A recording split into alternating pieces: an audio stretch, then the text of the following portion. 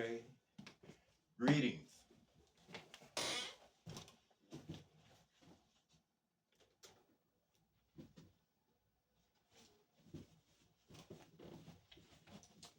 Greetings.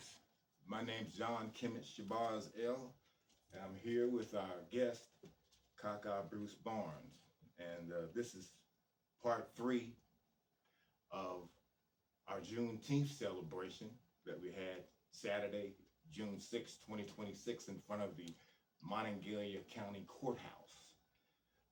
Again, this is going to be our part 3, and we're going to go into a deeper profile on Brother Kaka Bruce Barnes. And we have about 7 questions that we want to ask him to bring out his history as an organizer here in the area. And first of all, did you come up in a 2-parent household? Yes. And I'd like for you to elaborate on that, how that impacted your career, coming up in a 2-parent household, given the conditions that black males find themselves in. Okay, well, it wasn't until I was in my mid-60s that my sister told me that my mother told her that we were poor growing up. I didn't know that. Mm-hmm. There was nothing that I wanted that I didn't get. I had a paper route. I always was hustling, making some money, pop bottles, doing odd jobs for people in the neighborhood. But I didn't know I was from the ghetto till I went to college to find out that the black community is called the ghetto, but where I was from, it was a real neighborhood. Yes, sir. It was a neighborhood that came together and formed a community. Yes, sir. Okay, but I didn't know anybody that was raised by a single parent until I got to college. Everybody in my neighborhood had a mother and a father. Yes, sir. There was no absentee fatherism going on back then. Right, and everybody I knew had a mother and a father. We're talking about you're talking about in the 60s, 70s? In the 60s. Okay. This is Pittsburgh, Pennsylvania. Pittsburgh, in the Homewood section, that's the second largest black section of Pittsburgh. The Hill District was larger. Yes, both of them have suffered, since the steel mill shut down, and a lot of people have left the area. Yes, sir. Yes, sir. Another question that I'd like to ask you is about Juneteenth.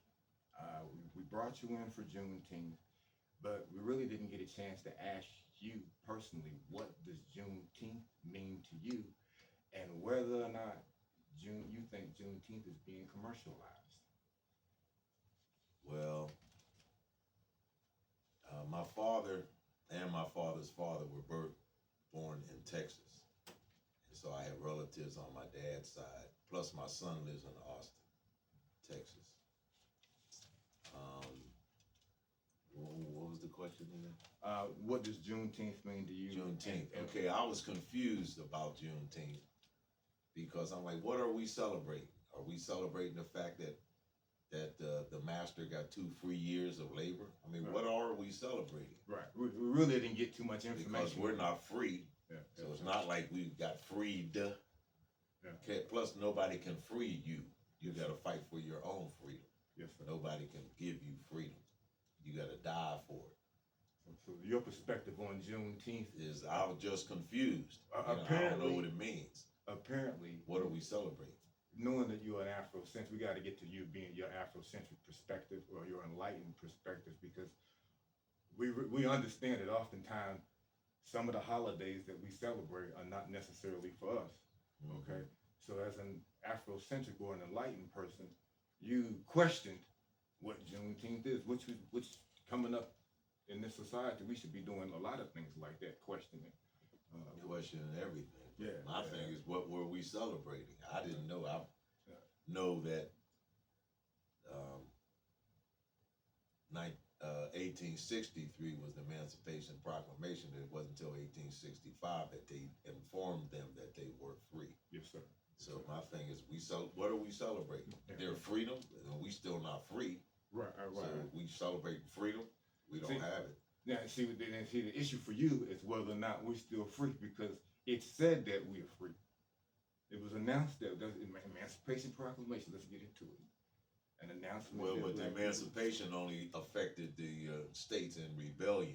Yeah. He could have freed the slaves that were in the North, but he did not do that.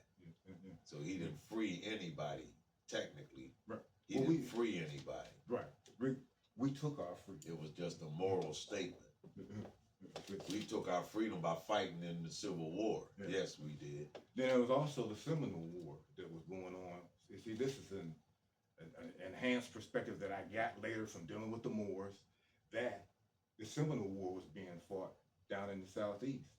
And in Florida. In Florida, and the Trail of Tears were, so many of them were actually black people. Mm-hmm. And so that contributes to Lincoln having to do the Emancipation Proclamation, as well as what went on with Haiti, 2 cent Overture.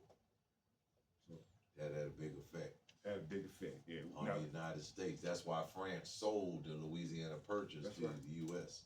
I learned about They that. was fighting war in Europe. They cut a deal. He couldn't handle it too much. And he couldn't deal with it. Yeah, So he sold it because he needed the money. They was fighting wars. Yes, sir. That's all they did in Europe was fight each other, So you got a good grasp of history, kill each other. you know. And I got some additional questions. I checked your birthday, and I had to ask you this. Cosmically, you are a Gemini. Now, I studied this myself on my own self, because I grew up as a Christian, and my grandparents didn't go along with that. And I asked you about this. I went and checked mine, and mine is 85 to 90% correct. And I'm asking you, cosmologically, are you your sun sign? I'd have to say so. Okay. At least 60-70%. Okay. Do you know them all? Because there's the sun sign. No, I don't know them all, but I think. See, in the knowledge now, I might have. There are certain things that you put me on to, but I had a sister friend that pushed me to study my cosmic signs, to know the sun sign, the moon sign, as well as your rising sign. Now I can do that because she introduced me to not only the sun sign, which I already knew and I was studying, but the moon and rising sign, which gives you an enhanced knowledge of knowing your innate characteristics, and where you can kind of push it. Meaning that you can be spiritual, because that's something else that we talked about. You can be spiritual without actually being religious. True, because I don't really like to deal with religion per se. That's not my thing. Religion is man-made. Yes, sir. Yes, sir. Now, your early education in Pittsburgh, we make this easy, right? It dealt with, what was your early education, elementary school in Pittsburgh? Was it predominantly? Well, back in those days, they had neighborhood schools. Okay. They didn't have magnets, and my stepdaughter went to school on the other side of town. She had to get up 5 o'clock in the morning to get to high school. But when I came up, they didn't have that. You had your neighborhood school, and that's the school you went to. Right. And the school I went to was 3 blocks from my house. I could walk there. Black teachers, all black? No. They had a couple of black teachers, still mostly white teachers. Mostly. But in 1968, when Martin Luther King was killed, I went around the corner to where my elementary school was, and there was a big fruit stand that was right across the street. And when I got there, I saw 2 U.S. Army tanks sitting on the property where the fruit stand used to be. And then I saw these tanks coming down the main street. Have you ever seen a U.S. Army tank up close and personal? Well, they're bigger than a house. See, I haven't seen that big. I have seen smaller ones. They got the big ones, and they got the small ones. If you see a main battle tank, they're big. Yeah, I see. They're huge, and I see them coming right down the main drag in the hood. So I lived through that. Right. Matter of fact, there was a Salvation Army built on the vacant lot where they burned down businesses during the Martin Luther King riots. We had riots in Pittsburgh too, in the Hill District and in Homewood. They had them in Furrow up through there. Did they? Yeah. And I was in D.C. right after the riots because I have cousins down there. You had to have been a teenager right at that time. I was 16 years old. Yeah, good. Because I remember I was like 5 years old, and my grandfather played in the band, and my grandmother kept asking me, "Can you see your All I could see was legs. So many people got together. Okay.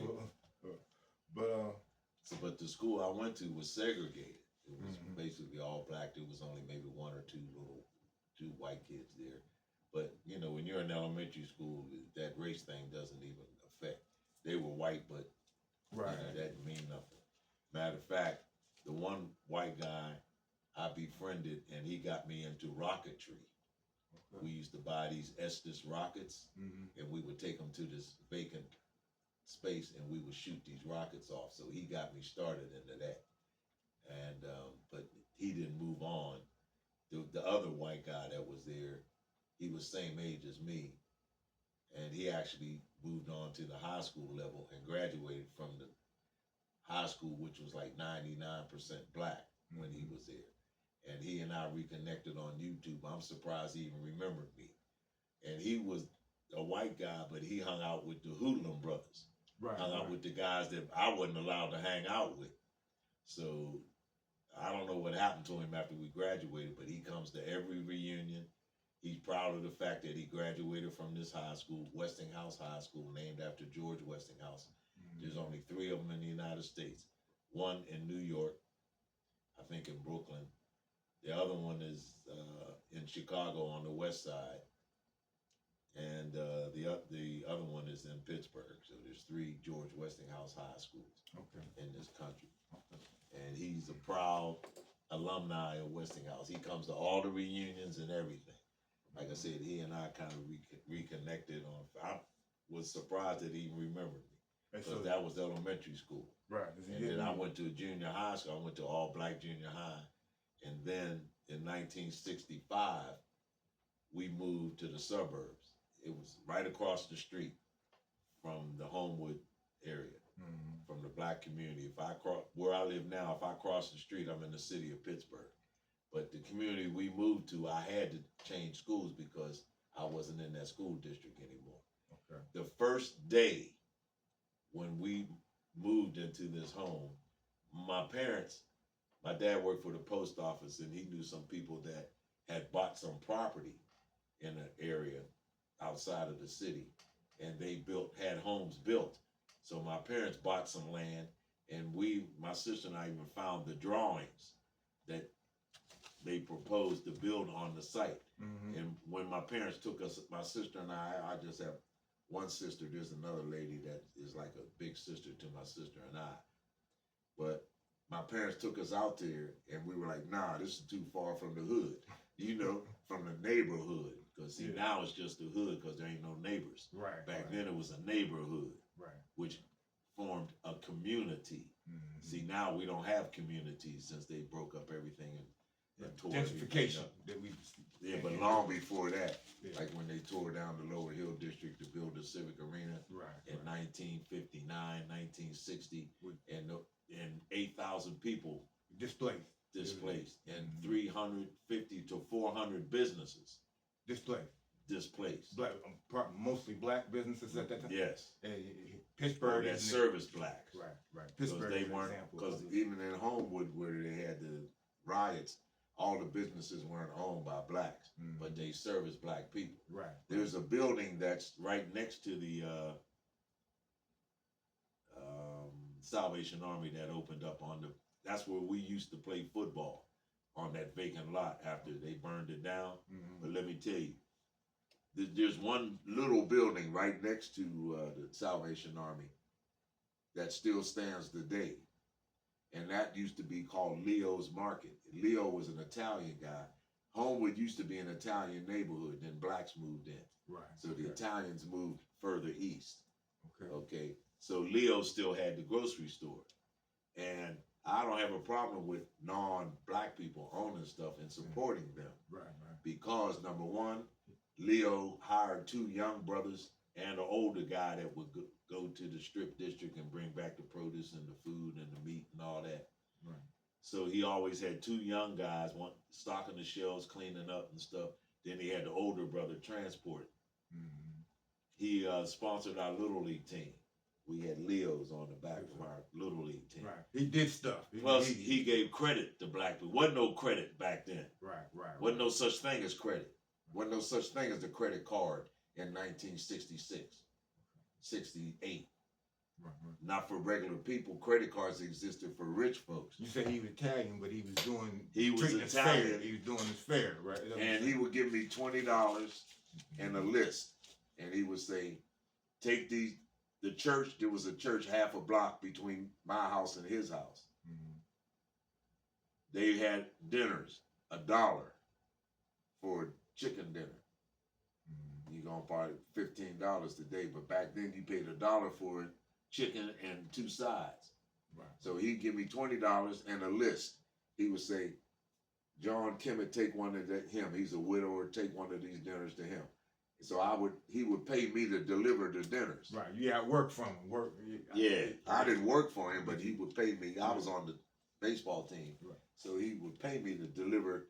It was all in the community. Mm-hmm. I could walk to all of these places, and all the people on the list, I knew them. Because there were a couple of white ladies. See, when the white folks who could afford to left. Right. When the riots occurred and the black folks, because the black folks already had started moving there. Right. Then when the riots occurred, then they flag. bolted. Right. Well, the only ones that stayed were the ones that couldn't leave. Right. The elderly, the disabled, and like Leo, he could have left, but he continued to run the business. Right. My grandmother would give me $20 and say, "Take this to Leo and put it on my bill." Right. He he ran a convenience store? Yes, he did. He ran a market and he kept tabs. Did he keep fresh fruit there? Did he have fresh Yeah. fruit? I got to ask that, Yes. because I'm from Faro, Pennsylvania, in Yes. part, and we got them convenience stores that don't have no fresh fruit. Yeah, You know what I'm well, saying? he had everything. Meat, fresh food, he had it all. We would get donuts there. You get a donut for a nickel this big back in those days. Yes, sir. So when, like I told you, we used to play football on this lot that was burned down, all these businesses that were burned down during the riots. Right. Now, that one small business I told you, Leo's Market, that's still there. Uh-huh. You know why it's still there? And I can't wait to tell this young sister, I want to talk to her young girls that she got in her group. I want to tell her about the power of the black woman. My grandmother and her girls went out there with pots and pans and butter knives and surrounded Leo's, and they told them Negroes, "Y'all ain't touching Leo's store." Sure. That's why that building is still there to this day. Right. All the other places were burned down. So when we went to play football, we saw these bulldozers were out there. And we're like, who's taking our football field? Because we didn't have no field in my neighborhood. We played football in the street, dodging cars and running into cars and shit like that. Because we didn't have no field. So we played on that vacant lot. Right. So I asked people, well, who makes these decisions as to, ain't nobody asked us. That was our football field, but ain't nobody asked us. We're young, 12, 13, 14, 15, we're young kids. So I said, well, who makes these decisions? They said, well, that takes place in the planning stage. I said, well, that's what I want to do. I want to be in the planning. That's why I'm a city planner. That's what I became, a professional city planner. That's what I did, because I wanted to do that. Because I wanted to know who's making these decisions that affected my community. Ain't nobody asked us. That was our football field. Now we ain't got nowhere to play. We had to go back to playing in the street. Right. Running in the cars, getting hurt and shit. City planner, that's not usually a spot that black people get. So you was cutting new there wasn't no black people with jobs like that back then. Yeah, that's cutting new territory. You know? And I have to ask this question. Having knowledge, what prevents a black conscious person from being compromised by a system of predominantly white people? Because I see it happen, and I see other people that are able to navigate it, but then I see other people that don't even want to go there. So I have to ask the question. Well, being a public servant, you know, the political guys run everything. I work for the mayor, I work for the city council. So, you know, but I was not all into it politically. Okay. And that's probably why I didn't get, you know, the kind of promotions that maybe I could have gotten, because I wasn't into the politics. I call it politics. Right. Okay. And I wasn't into the politics, so I wasn't about it. I just did my job. Come do your I job. went there and did my job and go home. Understood. Now, an African brother that I went to grad school with, he worked for the city too, and he couldn't understand why he doesn't get the kind of acknowledgments. I said, now you're not going to get it on the job. I had to tell him. Now, he was born and raised in Sierra Leone, and everybody over there is black. He didn't know anything about racism, quote unquote, white supremacy. He ain't know nothing, because there wasn't no white folks over where he grew up. Right. Everybody, the police, the politicians, the mayor, the president, all of them were black. Right. So he comes over here and he's like, how come there I'm not getting the recognition I get? I said, you're not going to get it on the job. Right. I said, you're going to have to get it outside of your job. I said, what, are you involved in some social programming? That there you will be appreciated. Right. You'll be acknowledged, you'll be appreciated when you do something for the community. It's understood. You know, now he was the transportation planner. Now there probably, maybe to this day, no more than 15 black transportation planners in this country. And I know 2 of them. I went to grad school with 2 of them at Pitt. Now, when I came out of high school in 1970, the Vietnam War was still hot and heavy. Now, the draft was in, and if you were picked in the draft from 1 to 150, you were going to Vietnam. Okay, so the only way you could keep from doing that, you had to be enrolled in college. So my parents wanted me to go to, I was in college prep in high school, and they wanted me to go to college anyway, and I wanted to go, all my boys were going. So, plus I didn't want to go to Vietnam, because the community I was from, the older guys in my neighborhood went to Vietnam, and some of them didn't come back. Right. One of them who did come back, he was a Marine. These were the 2 older guys, 2 of the older guys in our neighborhood. And me and my boys, we were like 12, 13, 14, we were too young. But both of them, they were stealing cars. Now, back in those days, that was a big offense, stealing automobiles. And so they got busted a couple times. And one of the guys, Clifford, his father was a city of Pittsburgh policeman. And his father raised him by himself. I never met his mom, but he lived like a half a block from me. But he and this other brother, Junior Moultrie was his name. He's the best athlete you know how, you know, a lot of athletes that never played no organized nothing, but they the best athlete on the playground. Well, this guy was like that.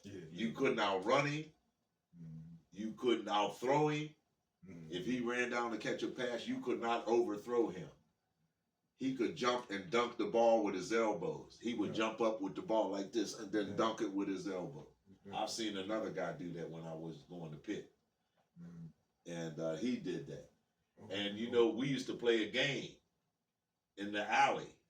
And in Pittsburgh, the alleys are number 25 feet wide, enough for maybe one car to go through.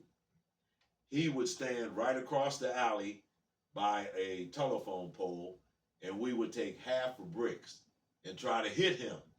Nobody ever hit him. You couldn't hit him. You couldn't outrun him. You couldn't outthrow him. You couldn't outjump him. But he never played. He was a hoodlum. He didn't do nothing but steal cars. So the judge told him, I'm sick of y'all coming in here.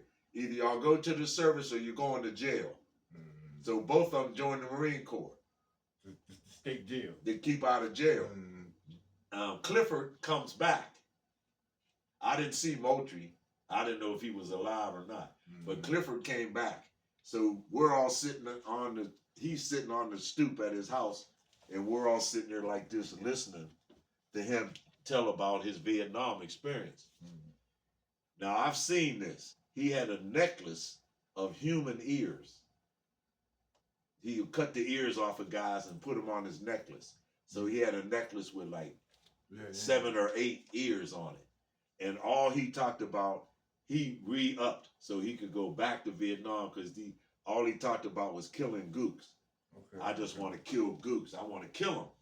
Yeah, That's all he talked about. I can't wait to go back. Got traumatized in the experience. Well, in the Marine Corps, you're a killer. Yeah. They turn you into a killer. That's traumatizing you because that's you. Yeah. Because part of you. Because you wasn't raised like Yeah, that. you know. Thou shalt not kill. That's what you were taught. Now you teach. But they teach you how to be a killer. Yeah. And they psych you up to like the nth degree. So that's all he talked about. I can't wait to get back to kill. Now fast forward 30 years later, when I left Pittsburgh, I moved to LA. Left LA. Hold that thought. Let me check for a second. Make sure we rolling. We still rolling. I left LA. I moved to Chicago.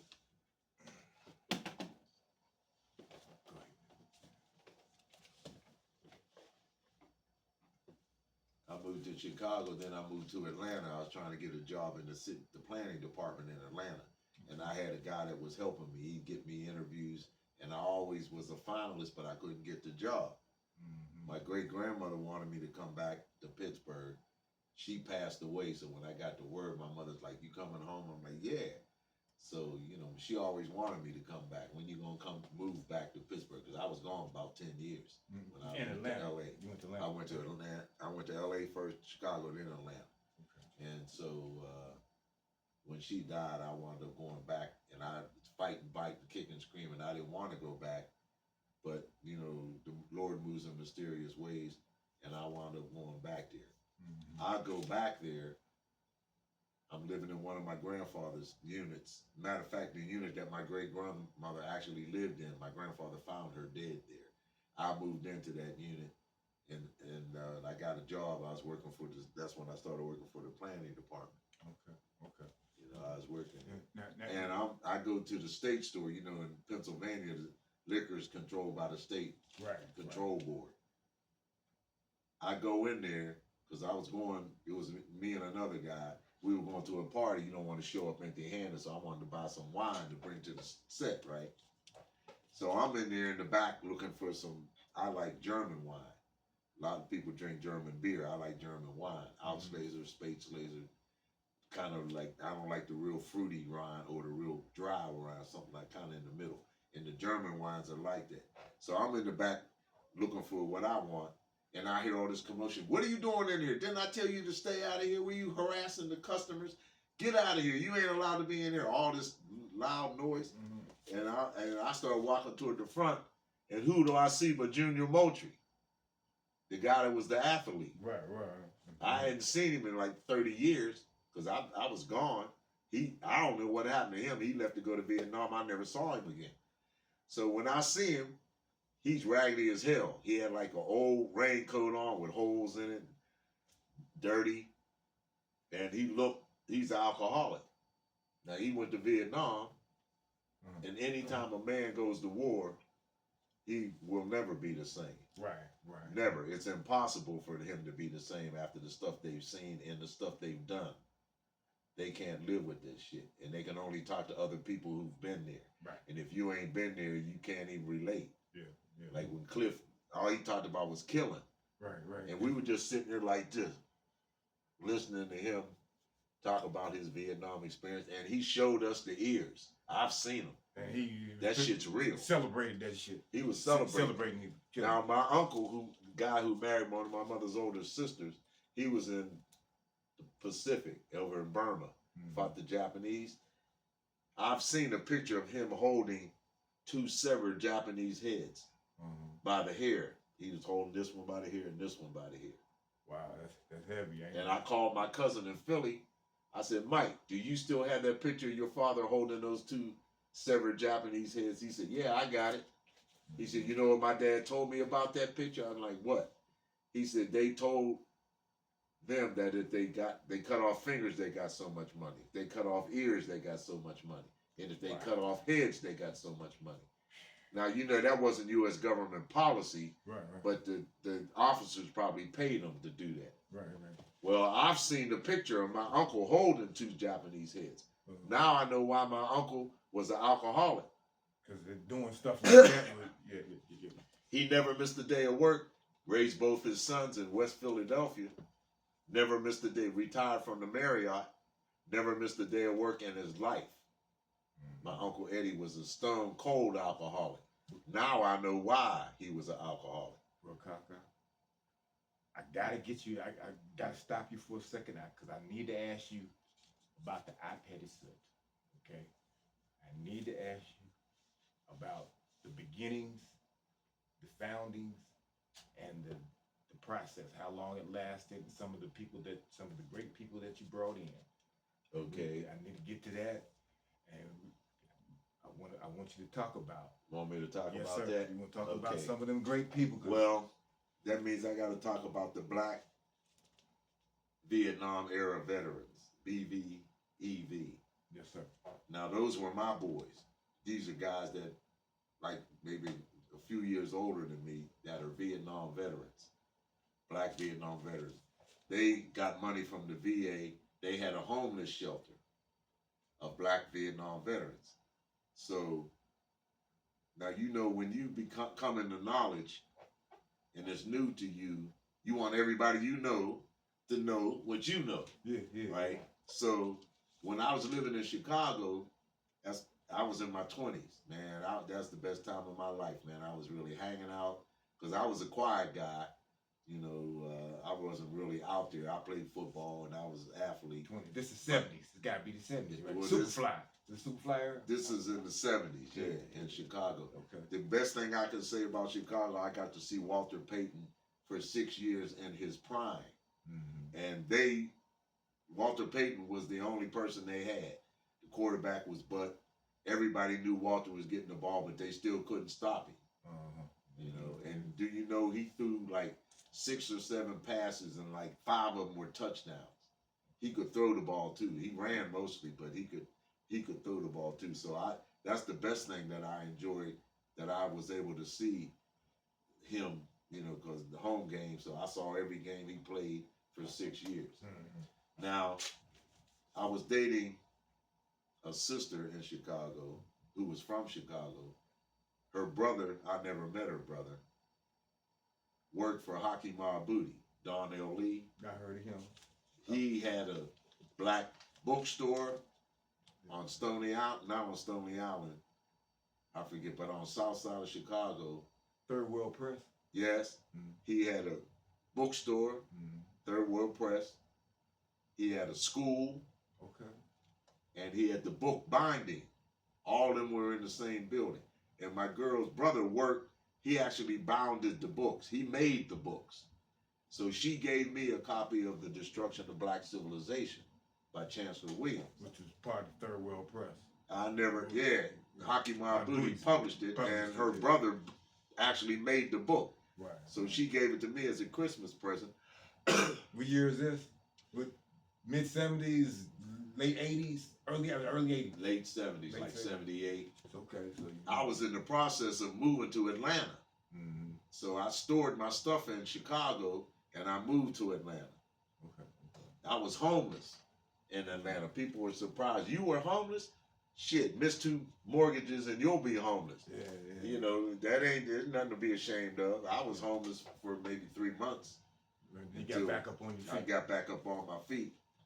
But and people say, "What? You were homeless? Like that's something impossible?" The rent high down in Atlanta, different way. Well, now back then you could get an apartment in one of those planned unit developments for $150. When I lived in LA, you could get an apartment for $150 a month. Yeah, imagine that now. You nowhere They're near that. $1,500 for an efficiency, not even a 1-bedroom. In Pittsburgh, it's $1,500 for an efficiency. Right. $1,800, $2,000. Right. If you want something upscale. So anyway, she gave me the book. I stored it. I moved to Atlanta. Then my great grandmother died, and it's really crazy how I wound up going back. I used to, the place where I lived, I had to catch 2 buses to go somewhere where a guy that I worked with would pick me up because I didn't have a car at the time. And so I used to get a newspaper, ride to the station. The bus would take me to the train station, Little 5 Points. I would go there, and I would read the paper, and then I would walk 2 blocks to where I would catch the bus, and the bus would drop me off at this mall, and the guy I work with would pick me up. And so I would leave like 6 o'clock in the morning, wouldn't get home till 10 at night. I'm working construction, right? I'm trying to get into the planning department, but in the meantime, I gotta have some money. Right. So I'm working construction because my grandfather did construction, and I used to work for him. So Construction, good money though for a yeah, black I know. man. I know. So I was making some loot then. Yeah. So I had gone back to Chicago one time. Then when my grandmother died, I told the guy that my great grandmother passed away, my grandfather's mother. Mm-hmm. And so I said, I got to go to the funeral. He said, well, if you leave, you don't have no job. Well, I tell you, that's my great grandmother. I'm going. So I knew I didn't have a job. So I said, well, I got to go home for the funeral, and I got to get back because I need another job. I got to find another job, right? So I went to Pitt for grad school. When I came right out of college, I'd have to tell you, in '73, Nixon did away with the deferments. I had a deferment my freshman, sophomore year. Junior year, I was eligible for the draft because he put everybody, he did away with deferment, so everybody was eligible. Back then, they didn't have televisions in every room. They had a TV room on the first floor. So all the brothers in the dorm were on the first floor so we could see the numbers. Mm-hmm. Now, what they did was like bingo. They had this big ball with every date of the year in the ball. And they would roll it and pull it out. June the 5th. October 15th. That was your birthday? That was you? No, okay. They were just calling regular at random. Okay. May, my birthday. I was the first person in the room whose birthday was called.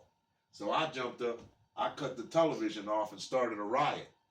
Because the other brothers, they wanted to see what their numbers were. So they physically picked me up and threw me out of the building. Threw me out of the room. Mm-hmm. They said, you saw your number, we want to see ours. So I was number 6. If you were 1, remember I told you, if you were 1 to 150, you was going to Vietnam. Mm-hmm. You got drafted, and you could get drafted into the Army, Marine Corps, Coast Guard, or the Navy. People don't know that. When you get drafted, everybody thinks you're going in the Army. That's not necessarily true. You could get drafted and go into the Coast Guard. You could get drafted and go into the Navy. You got to choose. They give you a right to choose one, or you got to do what you got to go where they send. Wherever they need you. Mm-hmm. If they need some people in the Navy, you get drafted, you ain't going to the Army. You going to the Navy, you know you can't swim. Mm-hmm. And most black folks can't swim, but you going to the Navy. So anyway, I moved to Atlanta. My great-grandmother passes. So I had to go back to Chicago to get all my stuff since I'm moving to Pittsburgh now. Mm-hmm. So I went to Chicago, I rented a truck, and I drove it to Pittsburgh. And then I opened up the box and had the destruction of black civilization. I said, man, this looks interesting. I ought to read it. So I started reading it, and the knowledge I was gaining, I wanted my boys, the black Vietnam veterans, I wanted them, the guys that ran it were my boys, mm-hmm. right? And the one dude, he was from Warren, Ohio. He was a sniper in the Army. Another guy, he was in the Marine Corps. He's just a regular grunt in the Marines. And the rest of them, well, all of them were Vietnam veterans. But the guys that ran it, those were the guys that were my partners, right? So I'm turning them on to the information I got out of the destruction of black civilization. And the guy that was running it said, man, we need to have classes on this. So he said, the guys in the homeless shelter, they don't have no choice. If I tell them they got to come to the meeting, they got to come. Mm-hmm. He said, they don't have no choice because they're staying here. So we're going to have a meeting on this information. Regular meeting? Regular? Yeah. We sat down and we would discuss this stuff. How often? Once a month or? Once a week. Once a week? Every Tuesday or every Wednesday, we would meet. And these are guys, it's a homeless shelter, only men. Right. Well, after a while, they started bringing their girlfriends To the meetings. Because they got girlfriends. They liked the information, so they was bringing their girls. So then it got too big because it was only a house. And that must have had like 6 or 7 bedrooms, but it was just a big house. But we had so many people on the first floor that it just got too big, so we had to move outside to the park. All off of one book. Initially. Off of the information. Okay. Because that book turned me on to other books, other people, other black authors. But originally, for you, Destruction of Black Civilization. That and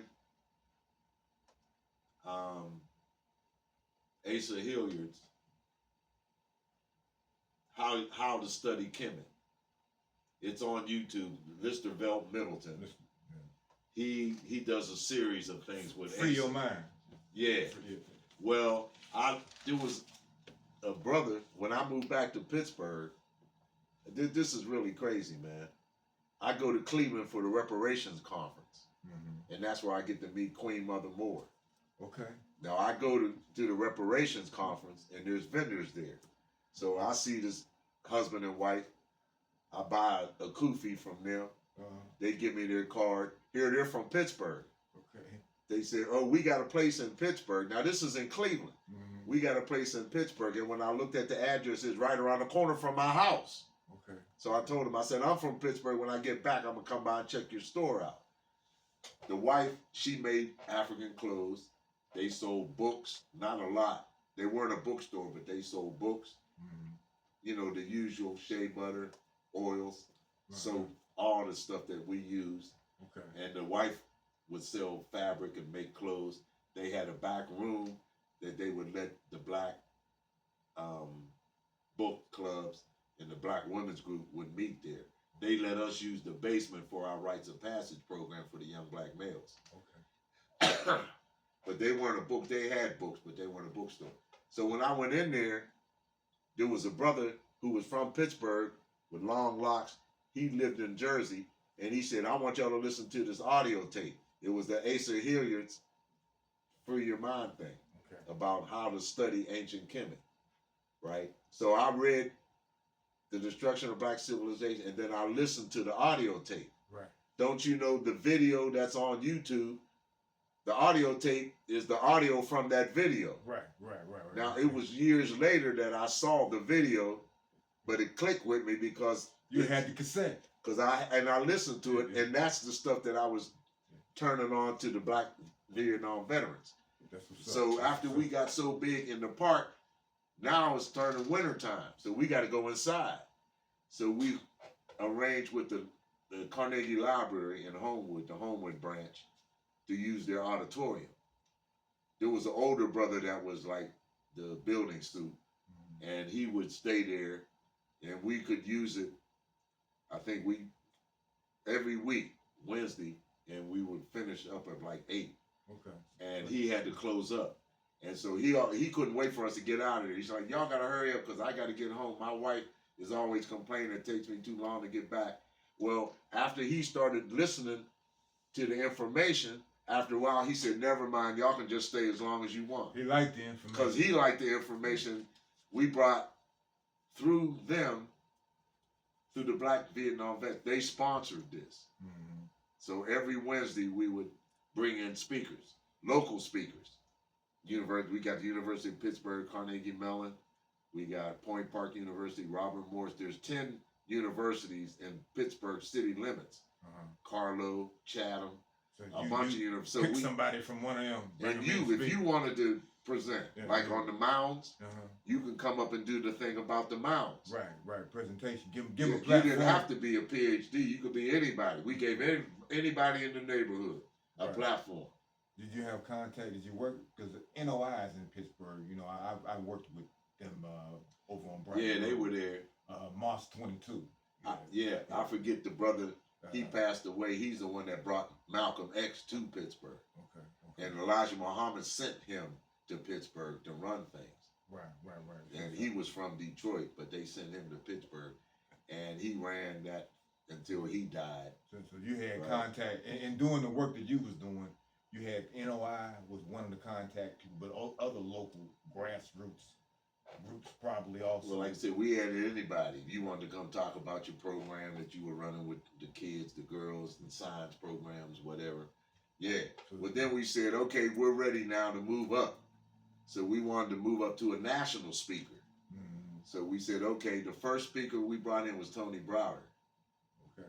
That was 1990 something. During the 90s, there was the Black Study Group movement.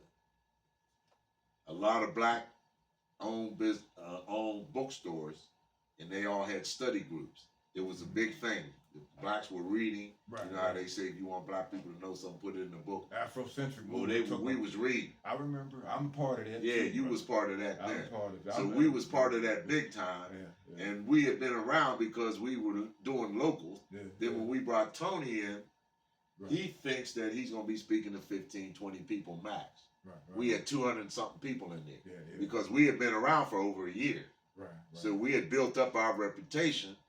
So we said we bringing Tony in. So I can send you the video. I introduced him. That's the first time I met him. Then I wound up going to Kemet with him in 2001. But he thought there was going to be 15, 20 people. There was over 200. It blew his mind. Right. So then we started bringing in others. Mm-hmm. And I had the opportunity to meet them because I was part of the group. Right. And break bread with them afterwards. We were this all veterans group, Black veterans. Black Vietnam era veterans. BVEV. Black Vietnam EV.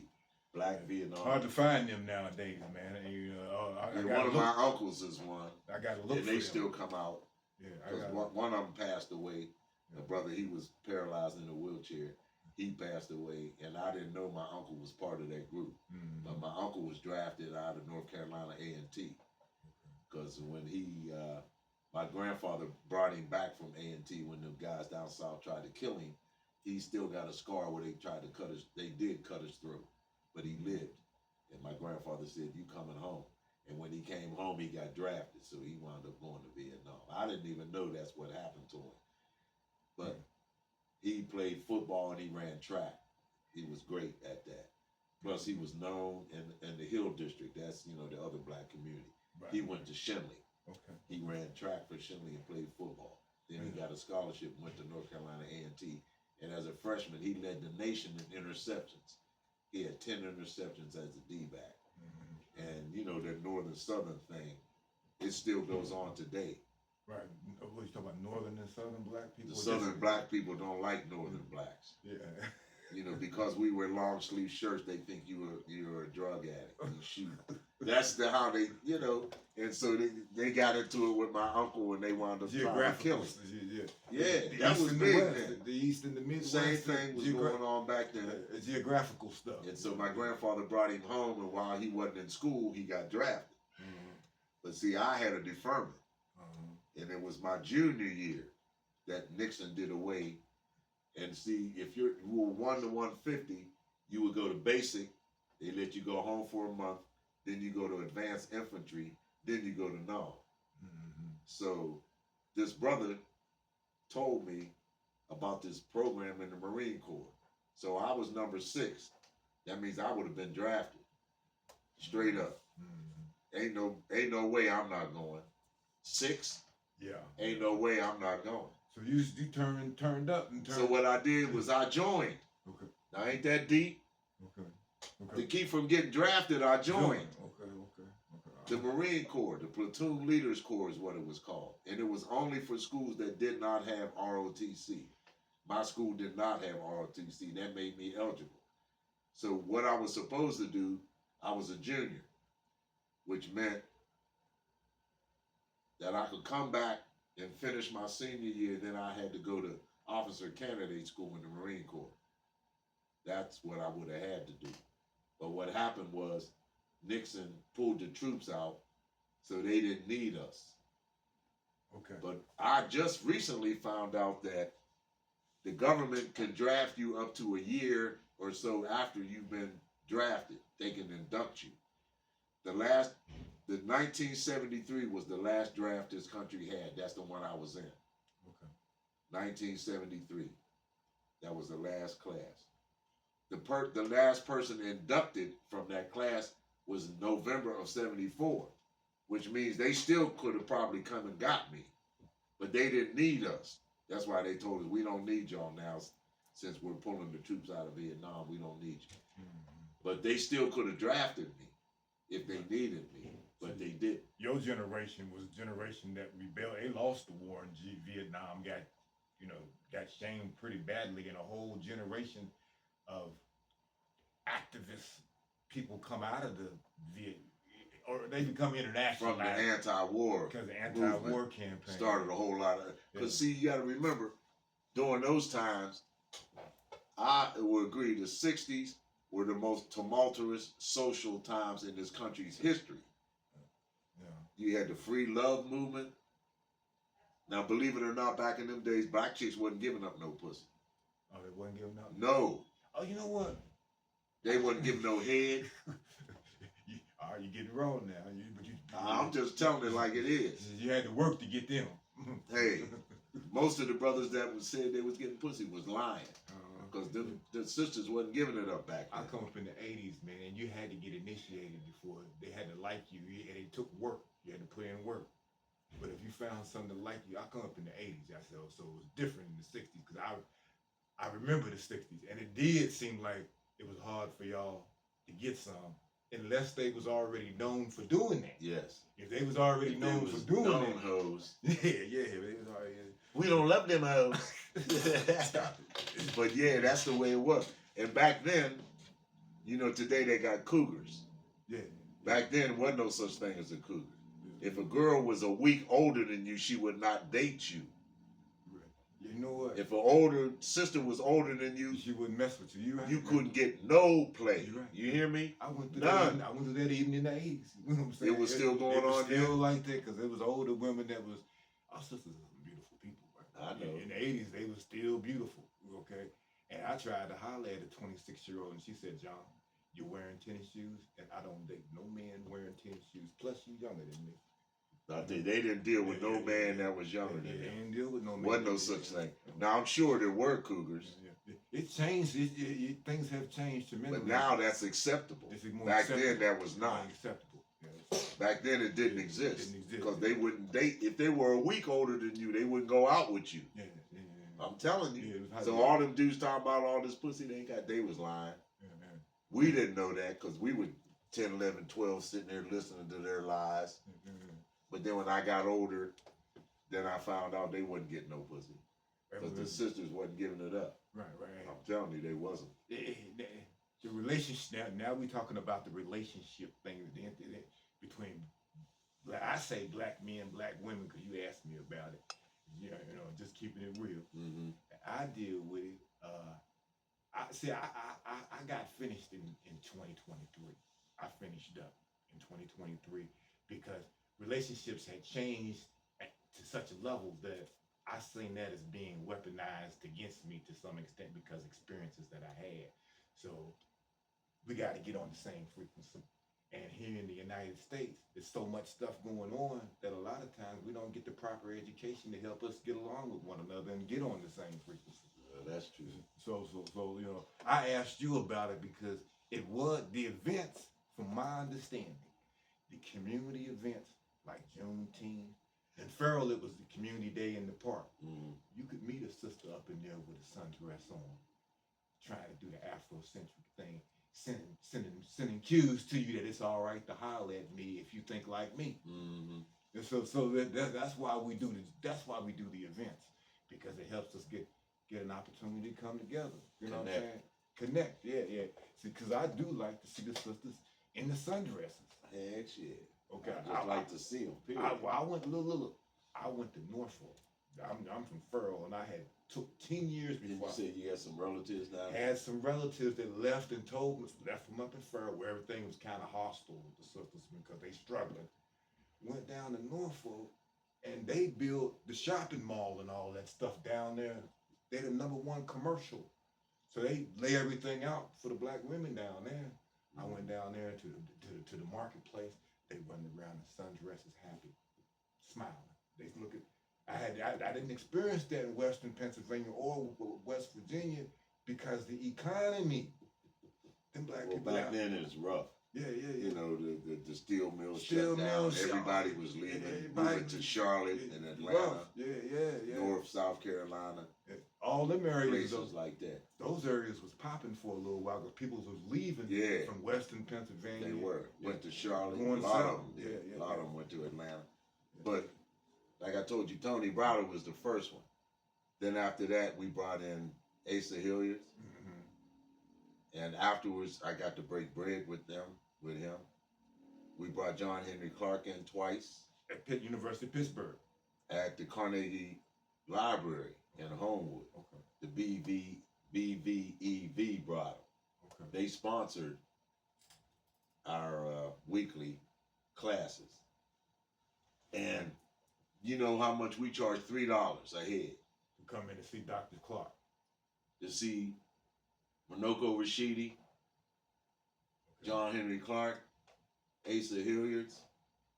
I'm telling you who I broke bread with. You hit the Obit Chashaka from the West Coast, San Francisco State.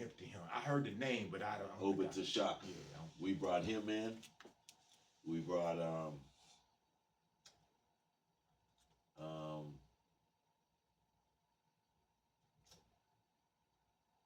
brother was the Black Panther.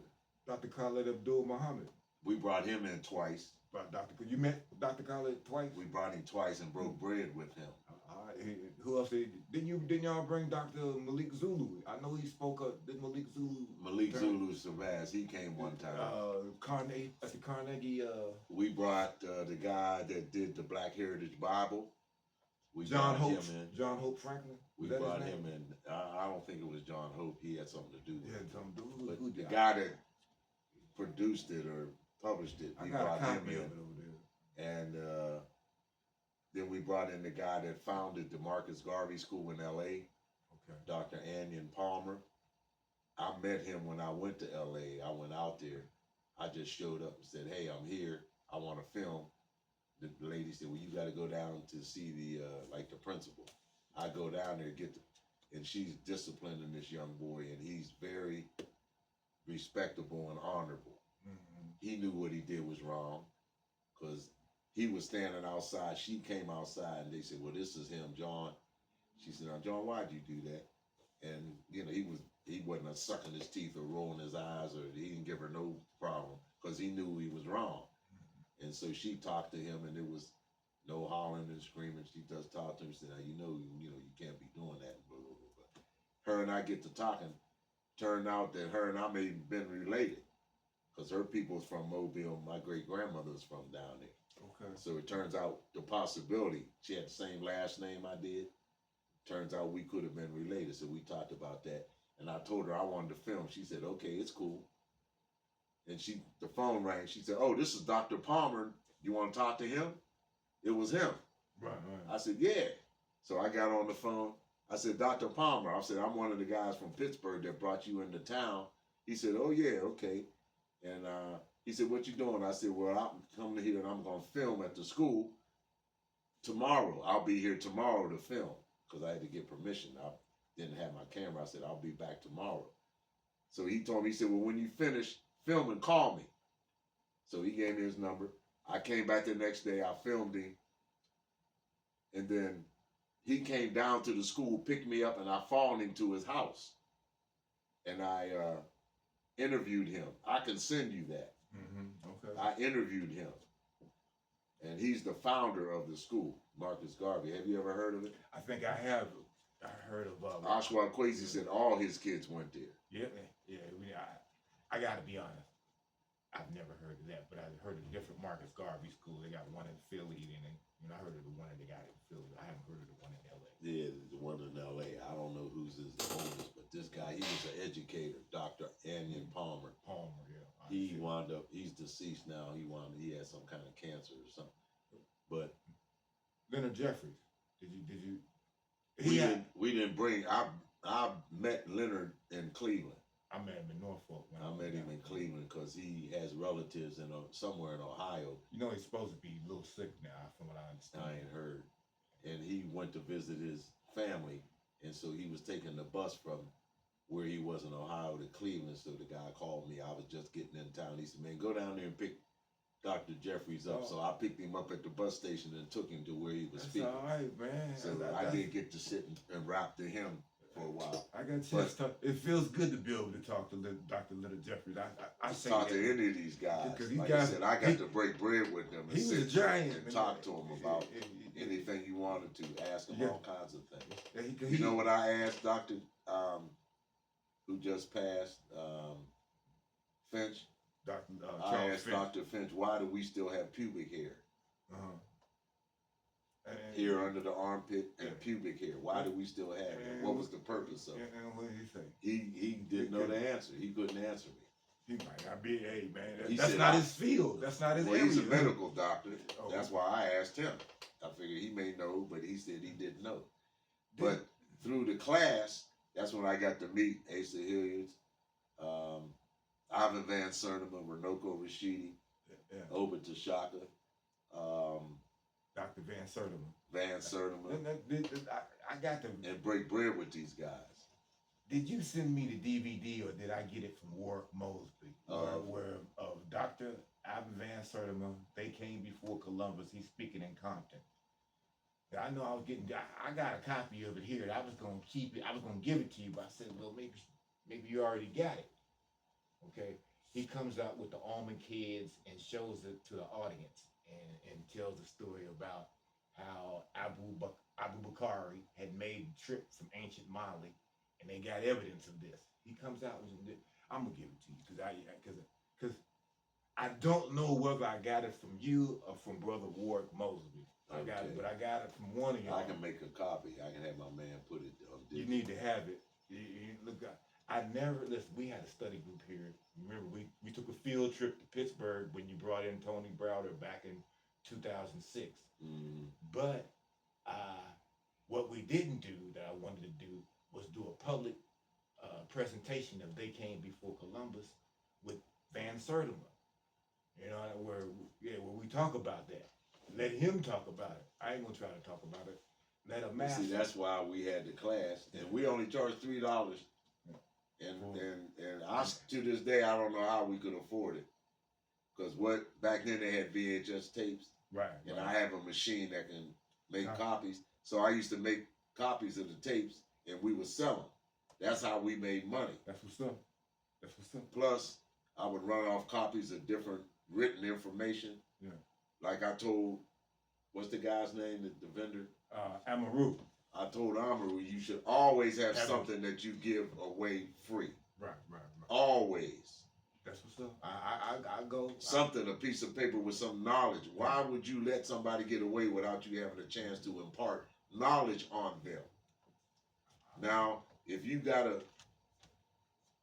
you always use both sides. Always.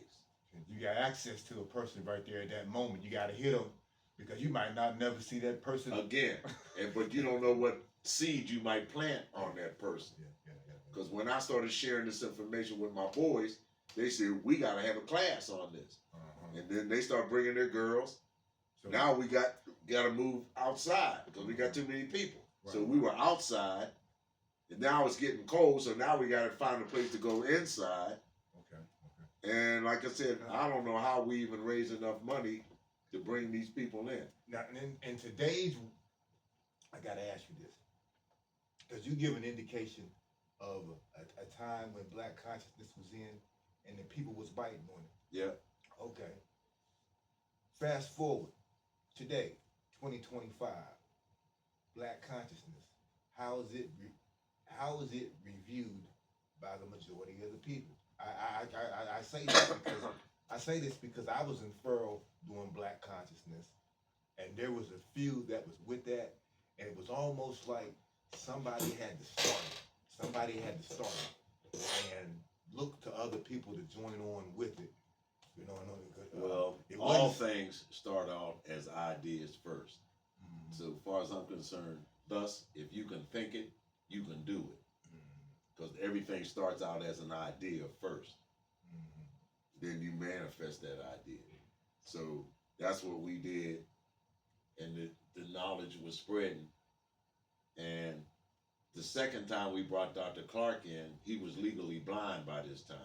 He came with his wife. We set the stage up like a living room. He had a big couch. He's sitting on the couch talking to his children. In our class, we had the youth, the girls, and we had the rites of passage, the boys. We didn't have rites of passage for the girls, but the girls had a group. And they produced John Henry Clark's play, When the Black Boy Painted Jesus Black. They did that play for him. With him sitting there. You should have seen him, man. I mean, it just warmed his heart for him to hear them give his play. Right. You know, he wrote that. And so they memorized it, and they did it for him. And he loved it, man. He loved it. That was the second time we brought him in. Like I said, we brought in Brother Khalid Muhammad, brought him in twice.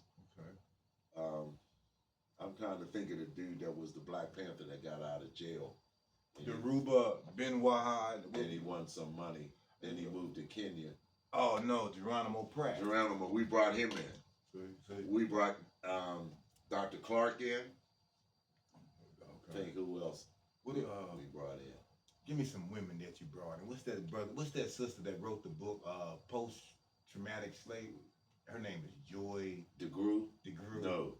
Okay. No, I wasn't hip to her back then. It's another one. I'm hip to her now.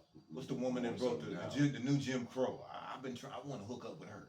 The new Michelle. What's her name? The one that wrote the book. I know who you're talking about. The new Jim Crow. I've never read it, but I know you're talking about. It's been read. People have referred it to me in terms of dealing with the black male condition, right? Because she's a woman, a black woman that stands up for her and cites the stats that we're in trouble. Okay. Oh yeah, yeah. But that we are in trouble as a people. Where we are today, you know, I'm convinced that through my experience that nothing is going to change until we take full responsibility for self. And the main thing is we have to educate our own.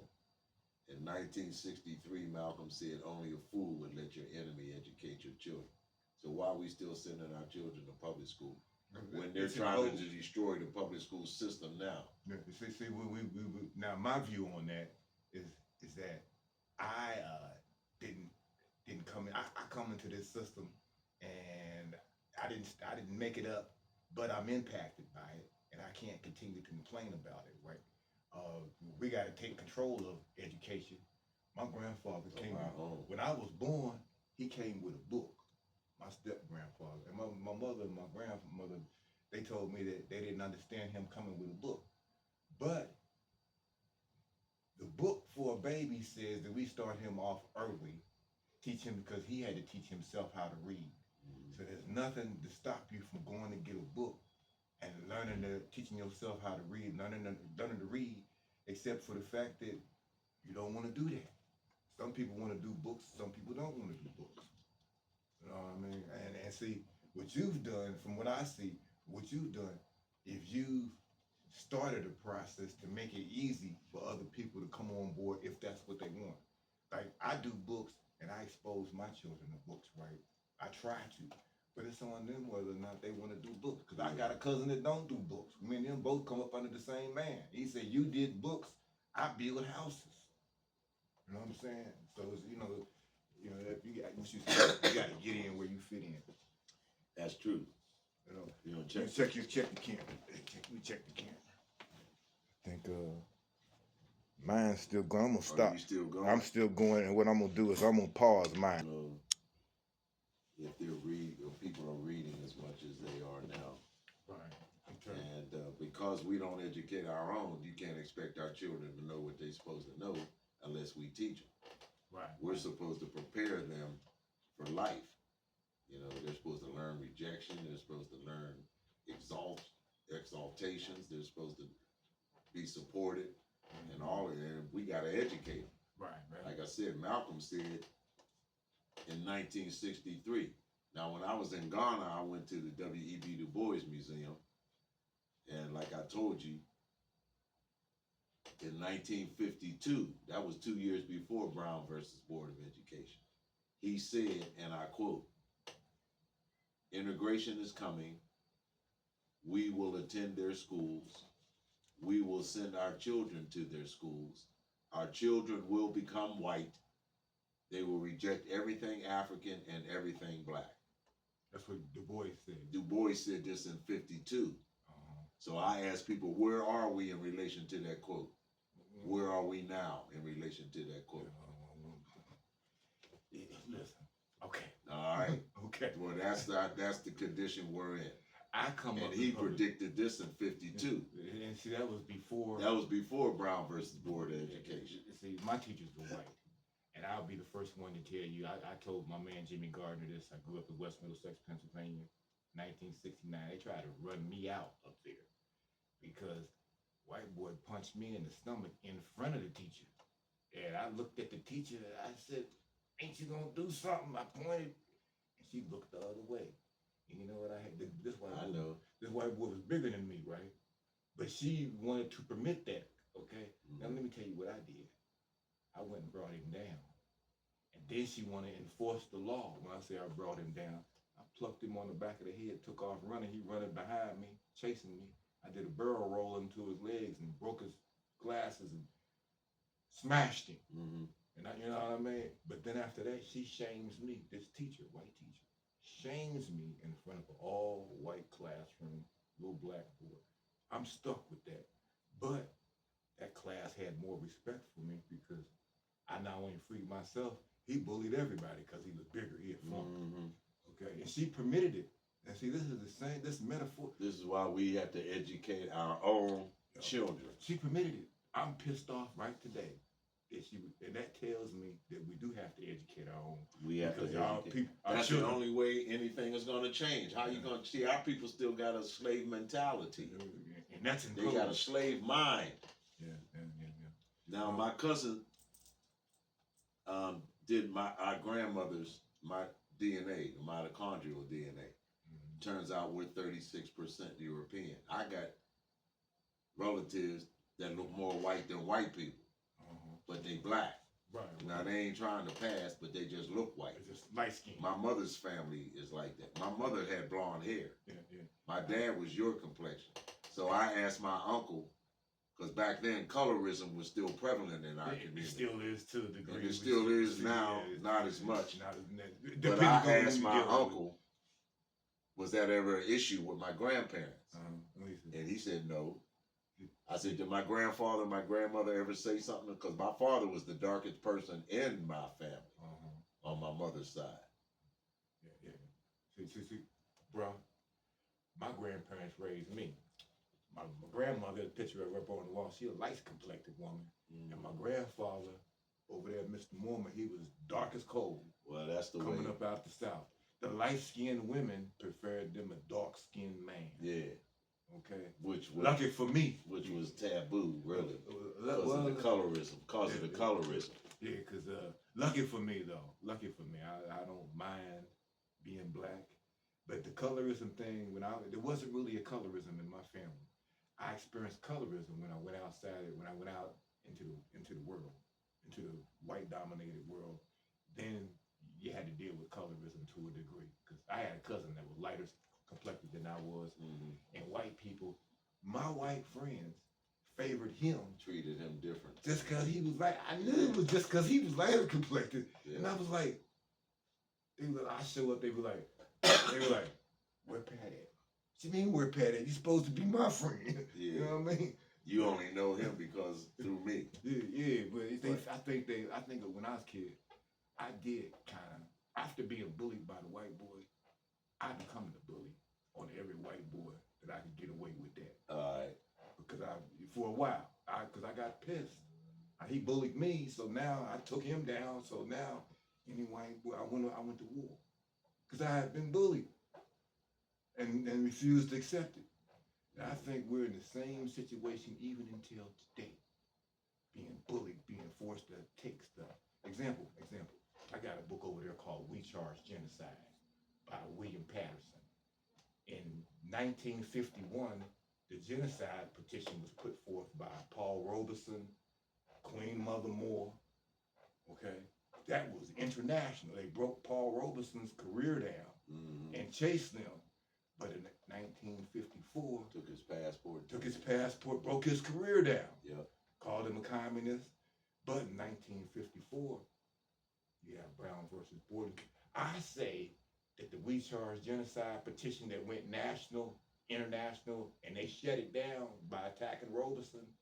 I say that 1954, what Brown Board of Education was to undermine the genocide petition that would have went international, and the Brown versus Boarding culture takes the same issues and makes them domestic, okay? And the focus from what Robeson was doing, that was taking it international to the United Nations, which Same thing Malcolm was. Malcolm comes along later trying to get this audience before the United Nations. And guess who gets the audience? Nicki Minaj. Trump let her speak. I'm just playing with you, right? But Trump did let her speak to the United Nations. And when Malcolm was trying to get a forum there, Paul Robeson in the genocide petition couldn't get a forum.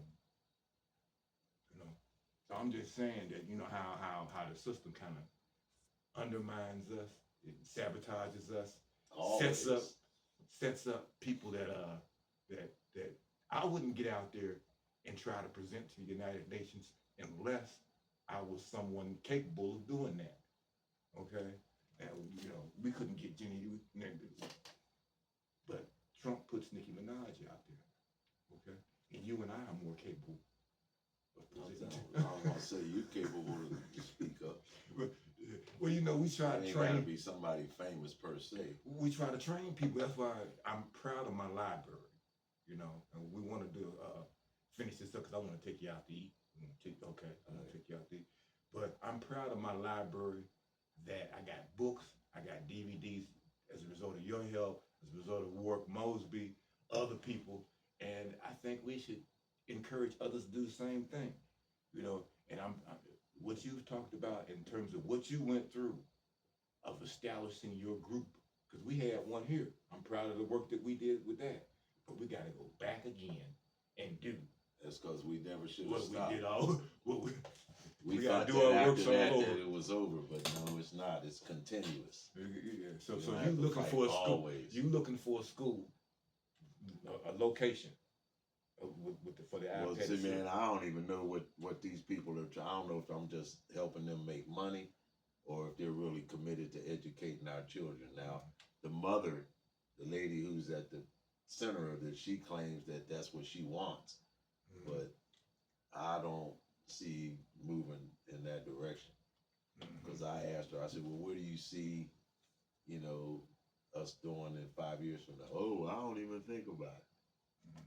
Okay, I'm just talking about, you say you want to educate our children, but you don't even think about it.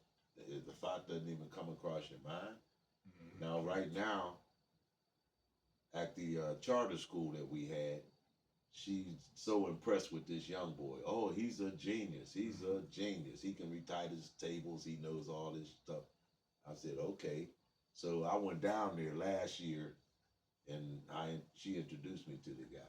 So I'm like, look, the after school program is rolling. They got the largest after school program in the state. They're going to have 7 schools starting in August. all right. Yeah. 7, like 3 additional schools. We already got the largest program in the state. After school program from 3 to 6:30. Only from 5 to 12-year-old. And that's the age I love working, because when we had our rites of passage, they were from 5 to 18. Okay. And so I want to get a group of young boys back together again. Because those guys that we helped make men, they're in their 50s now. Yes, sir. They're married, pay taxes, got degrees, husbands, fathers. Right. And when I met them, they was 5, 6 years old. Okay. So I'm proud of the fact that we helped them to develop to that point.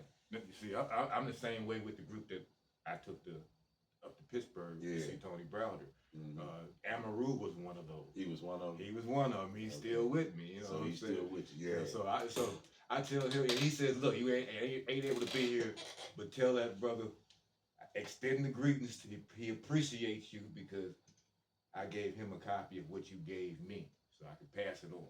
Mm-hmm. But an idea that I got for you, brother. Me and you possibly taking I've been wanting to do a field trip to the Muhammad Ali Center. I've never In been Louisville. In Louisville, have you been there? No, this white guy that I know. And journalizing. He told me. He said, "Man, you gotta go." Look, he said it's awesome. Me and you, brother. You know you're gonna have to drive, He but said it's I can awesome. drive. I can drive. I just don't have no license. But I don't got where I can. And you safe with me. Me and you, Muhammad Ali Center. I've been kicking it over the last, looking for funding to I'm take trying that to field think. trip. Have I ever even been through? I don't even think. I Louisville is think I might not have that far driven away. through there, but I've never been Then- there. Yeah, I come through Louisville. Dr. Kimberly Richards, me and her went to down to Atlanta and come all through Selma, all through the South, and come through Louisville. You know how we talked about Muhammad Ali, how great he was. I think he's good for black male. Just rites of passage, an example. Okay. Take my glass. Muhammad. I'm in touch with Muhammad's brother-in-law, ex-brother-in-law. Mm-hmm. You know, Belinda. Yeah, I seen her online. The recently. wife that she had the 4 daughters. Yeah. He had the 4 daughters. Well, my cousins on my mother's side that lived in Illinois, they went to school with them. So my 2 cousins, they know Muhammad Ali's daughters because they went to junior high with them, went to high school with them. And you know what's wild is that their father was born and raised in Pittsburgh, lived in Homewood. Their father was my grandfather's brother, and he was murdered. And his wife married some dude from Chicago, so when he was 14, he moved to Chicago. And he married a lady out there, had 2 sons. And he lived in Homewood, Illinois. Mm-hmm. Ain't that deep? So every time I would see Homewood, I'm thinking black. I'm thinking Pittsburgh, Homewood. He told me when they moved there, the white folks egged their house. Because they were like some of the first black people to move there. They moved it to the Homewood. It's a suburb of Chicago. Right. It's about 192nd. Chicago goes down to about 130. And this is in the suburbs. So it's around 192nd is where their house was. Right. I've been to Chicago too, man. Yeah, this is on the far south side.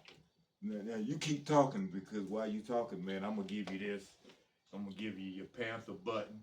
Represent old school. Everybody don't get a Panther button. Thank goodness I need one. Panther button. You know. I used to sell them. Yeah. The papers, they were 25 cents. I still got some at home. 25 cents a piece. I was allowed to keep a nickel. I like to have that. I never kept a penny. I always sent all the money back to Oakland, California. All the way to Oakland. Now this is the you can have a copy of this too. And they would send me a stack of like 50 every week. Papers. And I sold every one of them. I never left Knocked through downtown. papers. I was a paper salesman. I never left downtown without Would you read selling every one of them. Would you read it? Yeah. See, that's what I would do. See, I still got some. I don't know where they are. I like to still see that. got I some. got some too. I like to see that. That's now that's the that's out of DC. I joined on with them. Now you know the Democrats put these out. You can have these too if you want them. Black or do you want them? Because Democrats sent me like about 5 boxes of these. What? That's all for you to pass out? I said y'all could have put Black Reparations Matter, but yeah, they sent me like about 5 boxes. Send me some of them. Yeah. Black They look, Reparations. hoodies and t-shirts. There was so many of them that I couldn't give them all away. Damn. Yeah, I got rid of them because I was storing them. Okay. 5 boxes, bro. Wow. That's They want me to do all their work to bring people in for them. They felt say, we got a sucker. We gonna send it, dump all this on him. Yeah. I'm gonna give you more than look. If you got babies, I don't know if you in with the Black Voters Matter buttons or not, but I got a bunch of them. Black voters matter. Yes, they do. In a capitalistic system, you only have 2 choices. either your money or your vote. That's the only way. That's the only way you can speak. Exploitation. Hey, that's the only way you can speak. Now, You look. vote or you speak with your money. We got money, but we don't know how to use it properly for our benefit. I give you the Black Panther cartoon along with that, right? That's for your babies. I look. I'm telling you, I had my babies on the Black Panther cartoon. Children like the Black Panther cartoon. Really. Children love cartoons. Yeah, right. And that's a good. I watch it too. Here's Mesa, an interview with. You ever remember? You ever heard of Mesa? That's jazz. Was with Incognito. You're gonna like that. And I got an interview with Ed Jordan. Interviews Susan Taylor. Susan Taylor. Yeah, I know you'll like that. She's beautiful. She was editor of Essence magazine. I know, and she got an honorary degree when I graduated from Lincoln. Okay, so I met her. You met her personally, huh? Yeah. I always loved her. Tariq Nasheed's Hidden Color. I don't know if you got any of his stuff. I got Hidden Colors 1, 2, 3, and 4. That's what is that? That's and when I was in Half Price Books, I saw Hidden Colors 2 was for sale. I didn't buy it. American Maroon. You're gonna like that. Because I already got 1, 2, 3, and 4. If you don't, now you got all on one DVD. Right. You got American Maroon. You don't like that if you haven't seen that. I got Frankie Beverly and May. I got other stuff here, man. I tried to get up to Philly for his last concert, but I wasn't. Frankie Beverly. Yeah. Yeah. Because they're from Philadelphia. I didn't know. I thought they was from there. I guess I think about them doing a live joint in New Orleans and automatically think he's from New Orleans. Nah, they're from Philly. They're Philly soul. Marvin Gaye told them to move to Oakland, California, and that's what they did. Yeah. Marvin Gaye told them to come out because Oakland has a strong live music scene. Other places, the music scene died down. Oakland, California, still has a strong music scene, and so Marvin Gaye told them to come out there. Now, when I went to college, Frankie Beverly was a local band. Mm-hmm. Them and another group called Breakwater. I remember Breakwater. They were the two biggest groups in Philly. They used to play the college scenes, the rhythm and blues. They're from Philly. Yeah, I remember. Frankie Beverly was Frankie Beverly and Raw Soul. That was the name of the group. Okay. He the one told them to change the name. And when they changed the name to Frankie Beverly and Mays. Yeah. Now, when they became Mays, they still sang some of the songs from Frankie Beverly and Raw Soul. Uh-huh. Some of those Mays songs, they sang them before they became Mays. Right. Okay. But Marvin told them, come out to Oakland. So then they moved. So people think they're from Oakland. They're not. They're from Philly. Mm-hmm. They're from Philadelphia. I see they're doing a documentary on Earth, Wind, and Fire. I was since yeah. we do the Tony Browder loves them motherfuckers because he's from Chicago. When I came to Pittsburgh, he did at the end. He played Earth, Wind, and Fire. Yeah, he loves Earth, Wind, and Fire. He gives props. He sent me copies of the documentary. I'd already seen it though. Maurice White. Yeah. Actually, believe it or not, Maurice White does end up being a model for the Asar man. You know, I got into Ra'un the Fur men's teaching. I asked you about it, and it helped bolster my sense of self. I could have a level of self-esteem, no matter how much money I could have value in myself outside the white man's value system. Hey, well, when we get out of that mindset, then we can be who we really are. But we still want to be like the master. That's all. So I coined the current term, chocolate Europeans. That's who we are. Are we dealing? All they want to do is be like the master. See, look, we need to get back into our African mind. Even though I'm 36% European, I'd rather align myself with the African mind than the European mind, because it's destructive, especially to my people. Go ahead on and preach. Yeah, so I'd rather align myself with, and then on my eye. When my cousin wound up doing our grandmother's DNA, my grandmother was born and raised and lived and died and never knew who she was. They didn't have DNA back in those days. Right. But we found out that my grandmother was Mende and Mandinka. Oh. Right? So when I first came to Pitt to go to grad school, because the oil embargo is 73. Nobody was hiring. So I said, well, I better go to grad school. So I came to Pitt, met this African brother from Sierra Leone I was telling you about. And like I said, he never ran into racism. He couldn't understand what the hell white folks was doing. Because he wasn't born and raised here. So he wasn't exposed to racism. So when I first met him, I asked him what country was he from. He said Sierra Leone. I told him, I said, we're all related because us African in America, we don't know where we come from. So I claim them all. I told him that. I said, so I claim all of Africa. Then when I found out that my grandmother was Mende, I called him on the phone. I said, didn't I tell you that we were related? He's Mende. Right. Mende, yeah. My grandmother was Mende. Mende is West Africa. West Africa. And I told him, I said, didn't I tell you that we were related? See, it requires us. See, listen.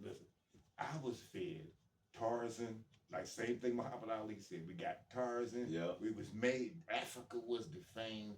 Bone. I went to war with a guy when I was locked down. I remember. He was intelligent, but he said, I'm a Negro. It was the same thing from the Spike Lee's movie. What's the movie? Not School Days. School Days. It was the same. He was talking about he was a Negro. I said, brother, you got African heritage, man. And he would out argue me, out debate me.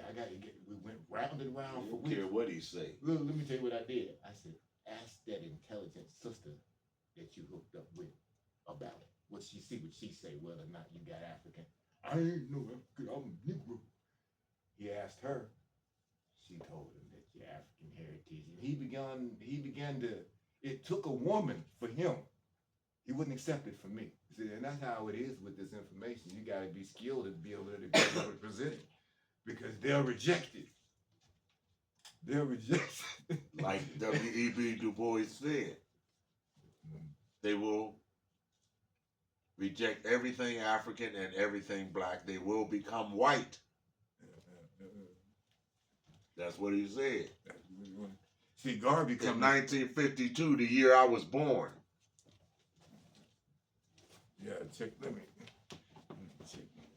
Now we're getting heavy. Let's see, we're still going over here. Do you need to get in there and use the barrel? I'm cool.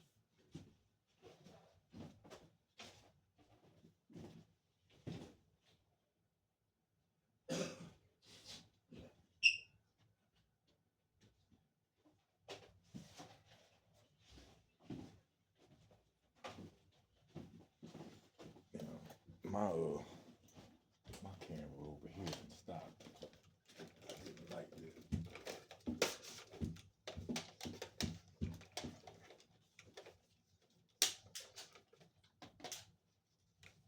Let me know when you're ready.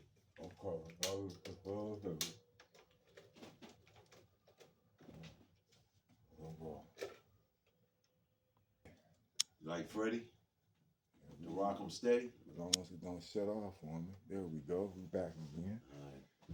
Okay, and we got you. Make sure we got everybody angled up properly. Wait a minute, that ain't acting right for me.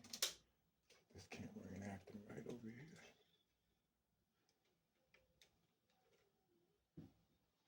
I'm gonna see if we keep rolling. It's gonna shut down. We're gonna finish up.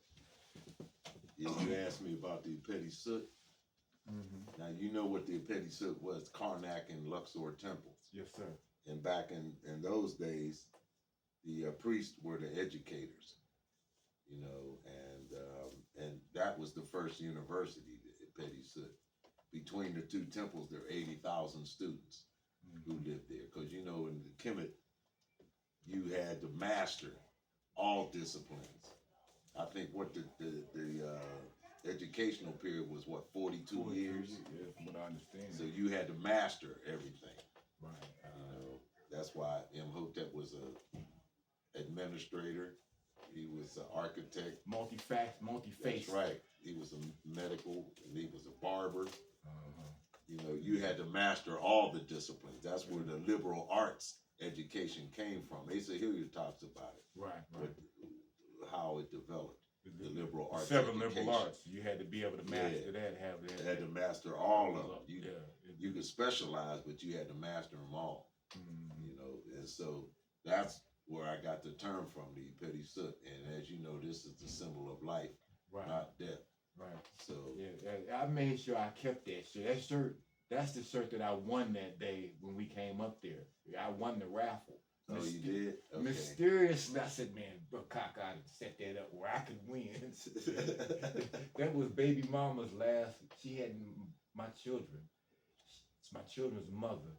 I took her up there for that. Okay. And we also had the study group, but I wanted her to see that there were other conscious black Doing conscious. the same thing. Yeah, It was big because the study group movement was all over the country. She reported back to me that she was the only woman. She felt odd that she was the only woman there that didn't have all the sisters had natural hair. She said she felt out of place. What? Yeah, but I wanted her to see that there were other people that was on this black conscious tip. But her family members, her dad was a black conscious dude, and her brother is a Muslim on the black conscious tip. And when I was involved with the sister, let me say this right. She would tell me, "You be at home listening to Farrakhan, and that be impacting me. I gotta go to work with white folks."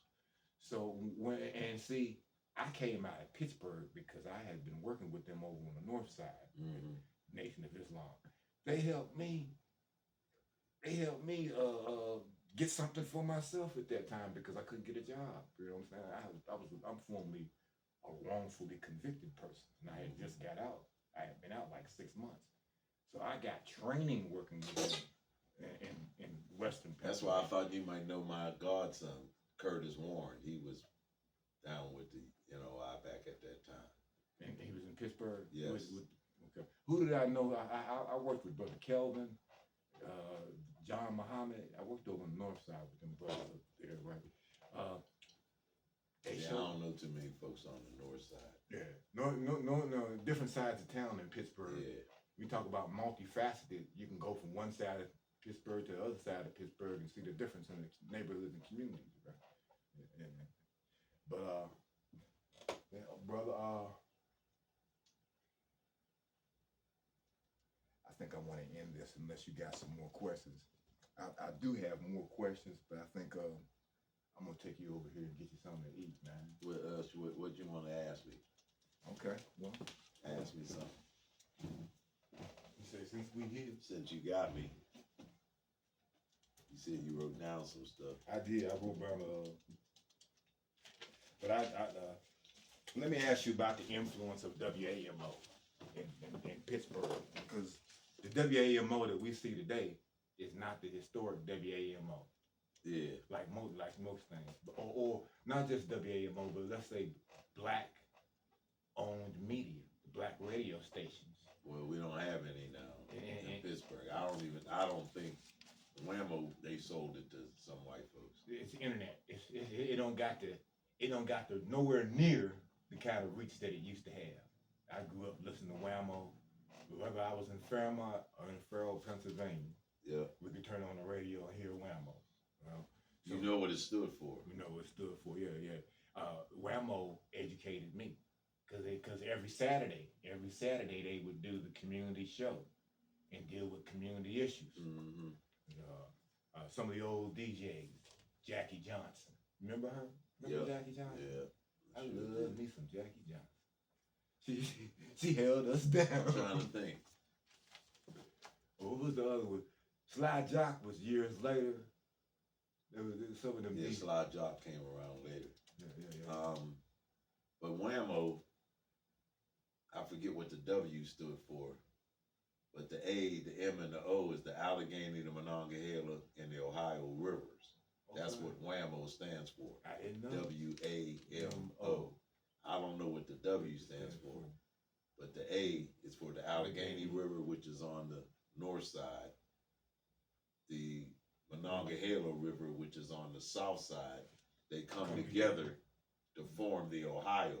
Mm-hmm. The Ohio River starts in Pittsburgh. Ohio River starts in Pittsburgh. Yes, and you can go all the way to New Orleans on a boat. When the Steelers went to New Orleans to play the Super Bowl. I know white boys. There was about 8, 9 of them. They rented a boat and went from Pittsburgh. And they went from Pittsburgh to New Orleans for the game.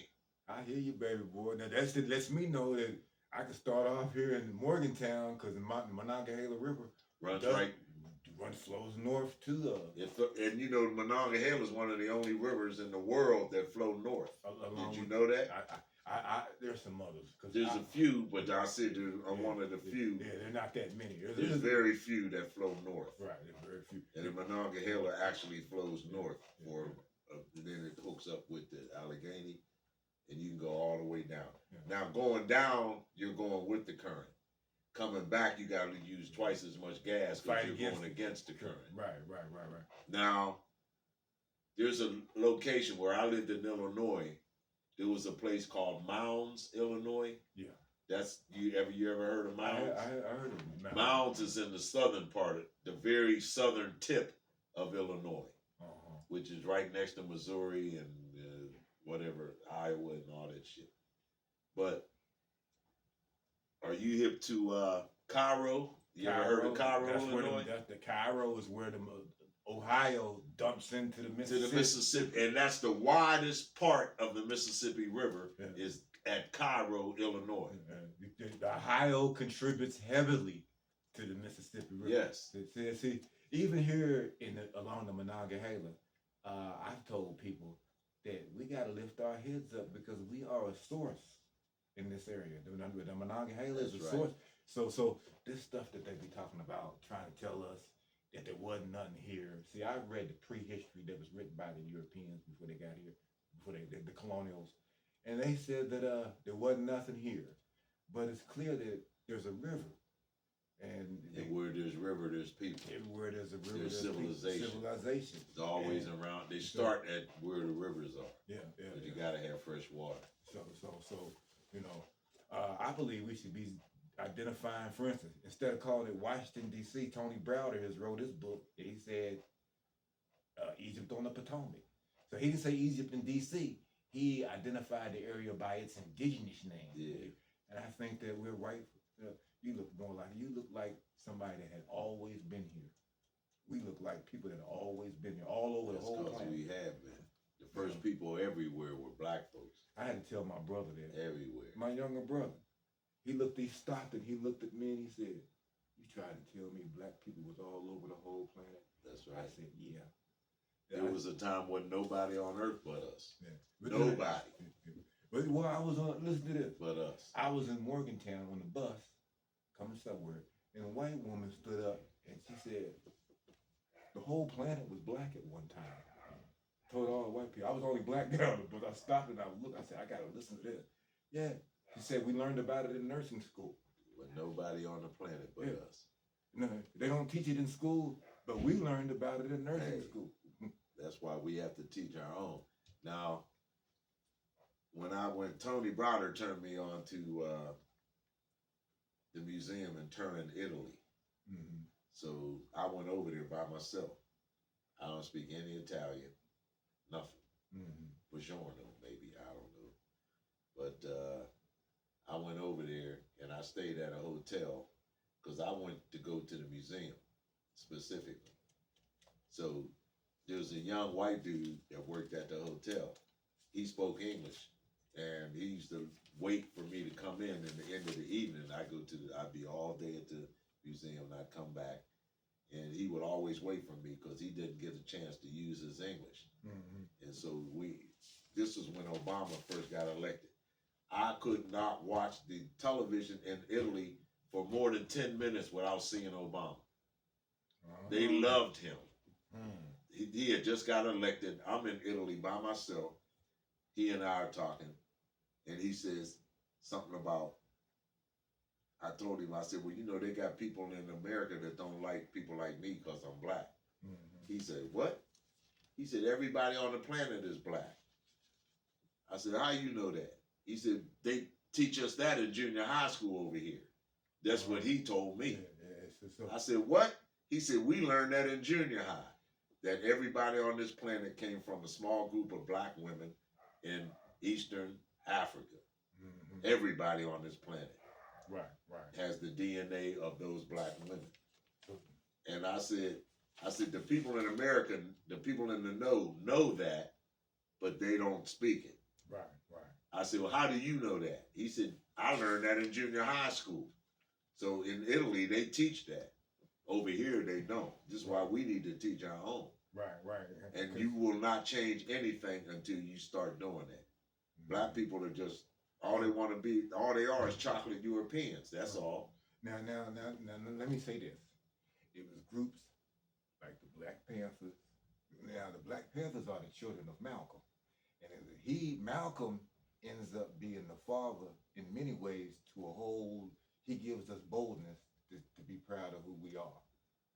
And to an extent, now Garvey had said that before him. Yep. And then was maligned. Wasn't nothing new. Yeah. So, Do for self. Booker T. Washington told the same thing. Carlos Cooks, you ever heard of Carlos Cooks? Was that the brother that? I sent you some of that stuff. Carlos Cooks. Is that the one threw up the Black Power fist? No. He's the one that kept Marcus Garvey's stuff going while after Marcus got deported. Mm-hmm. Carlos Cooks, look him up. C-O-O-K-S. I think I do remember you Carlos Cooks. I know I gave you something on it. Because he kept Marcus Garvey's movement alive. Yeah. See, now I heard that his wife, after they got rid of she wrote the book that okay. The Opinions of Marcus Garvey. I got a copy of it. It's about that thick. Right. Yeah, I remember I read She kept a lot of his stuff. Tony Martin wrote on. Tony Martin was. I shaded that brother right there. Well, he was the foremost authority, I think, on Garvey. On Garvey, yeah. He was he was a Caribbean himself. Yeah. I feel you. And he caught a lot of hell. What was he? He was involved in that. The Afrocentric Jeffrey stuff. And the Afrocentric movement. movement. I was involved early with that. He got caught up in that. I jumped on board with that and defended Jeffries. Because the more they attacked him, I said to myself, no, hold on. I'm going to pay attention to what that brother taught. I used to watch, back in them days, we watched them on C-SPAN. I watched Leonard Jeffries. When they had the black events, C-SPAN would show it. I know. Yeah. Did you ever see a copy of the, it took place at Howard University? Where they brought in Leonard Jeffries and Steve Coakley, Malik brought him in. Malik had him. The Holocaust. I got a copy of that. I forget. I think I sent you a copy of that. You might have sent. You might have been you. Malik himself didn't have a copy of that. And he said, "Man, send me a copy of that." I said, "No, I'll send it to you. You know what I mean? It's your stuff. You know." Okay. Did you ever meet Steve Coakley? You ever meet him personally? When I lived in Chicago. Okay. He used to work for the Harold Washington administration. Right. We brought Coakley to Pittsburgh. I figured you did. He was living in D.C. Mm-hmm. The black Vietnam vets, they drove down to D.C., brought him back to Pittsburgh. This is when we were meeting in the park. So we're meeting in the park. We're waiting on them to come in with Coakley. The people are all there. Coakley gets out the car and he says, "Don't I know you?" He recognized me. Because I used to work for Harold Washington's campaign, and he worked for Harold Washington's administration. Mm-hmm. Right. And so he remembered me from back then. And so the people in Pittsburgh were shocked. They didn't know I knew him. Right. They're like, "Damn, Kaka knows him." That's there's a lot of people I know. I would say I was big. Gotta think of the names, man. Marimba Ani. Yes. Yeah. She used to have another name before. I forget it. Yeah. I forget her name. Tony Browder used to date her. She fine as wine too. Yeah, she is beautiful. I met her and her daughter. Queen Afu and Phil Valentine. Wasn't they together? That I don't know. Okay. Phil Valentine. I don't know nothing about it. You don't know nothing about Phil? I just know who he is. That's all. I think we had tried to bring. He wanted something like $20,000. Motherfucker, please. Bobby Hemmett. We brought him in. Brought Bobby Hemmett in. I hear you. It's on my YouTube channel, The Petty Soot. Bobby Hemmett has the most views of any of my programs. I got 65 programs on my Petty Soot YouTube channel. Bobby Hemmett. Bobby Hemmett has the most views of anybody. Right. As opposed to the knowledge, you got the metaphysical guy with the most views. Right. And Now, with the metaphysical, I can't dispute nothing he says because we don't know. Right. We can't disprove him. We can't prove him, Yeah. but we can't disprove him Right. either. I listen, bro. I listen to him. I didn't know nothing about him, but one of my Moorish brothers Turn you on to him. put me on to him, and I started, and it shocked me because I watched the joint where he presented before the Nawabians. I hadn't, I was black conscious, but I hadn't got a hold of this particular type of metaphysical information. Yeah. And it's enough. It shocks you if you ain't. Like I said, you can't disprove him because we don't know if we can't prove him either. Well, see what I do him like I would do anybody else. Go and double check. Yeah. You know what I'm saying? When I say double check, his. Because he'll give you a bibliography. I've been listening to him. He'll out of so and so. Oh yeah. Book. Well, that's how we wound up getting Ivan Van Sertima and other people to come to the class. Right. Because once you start getting involved, we got hit the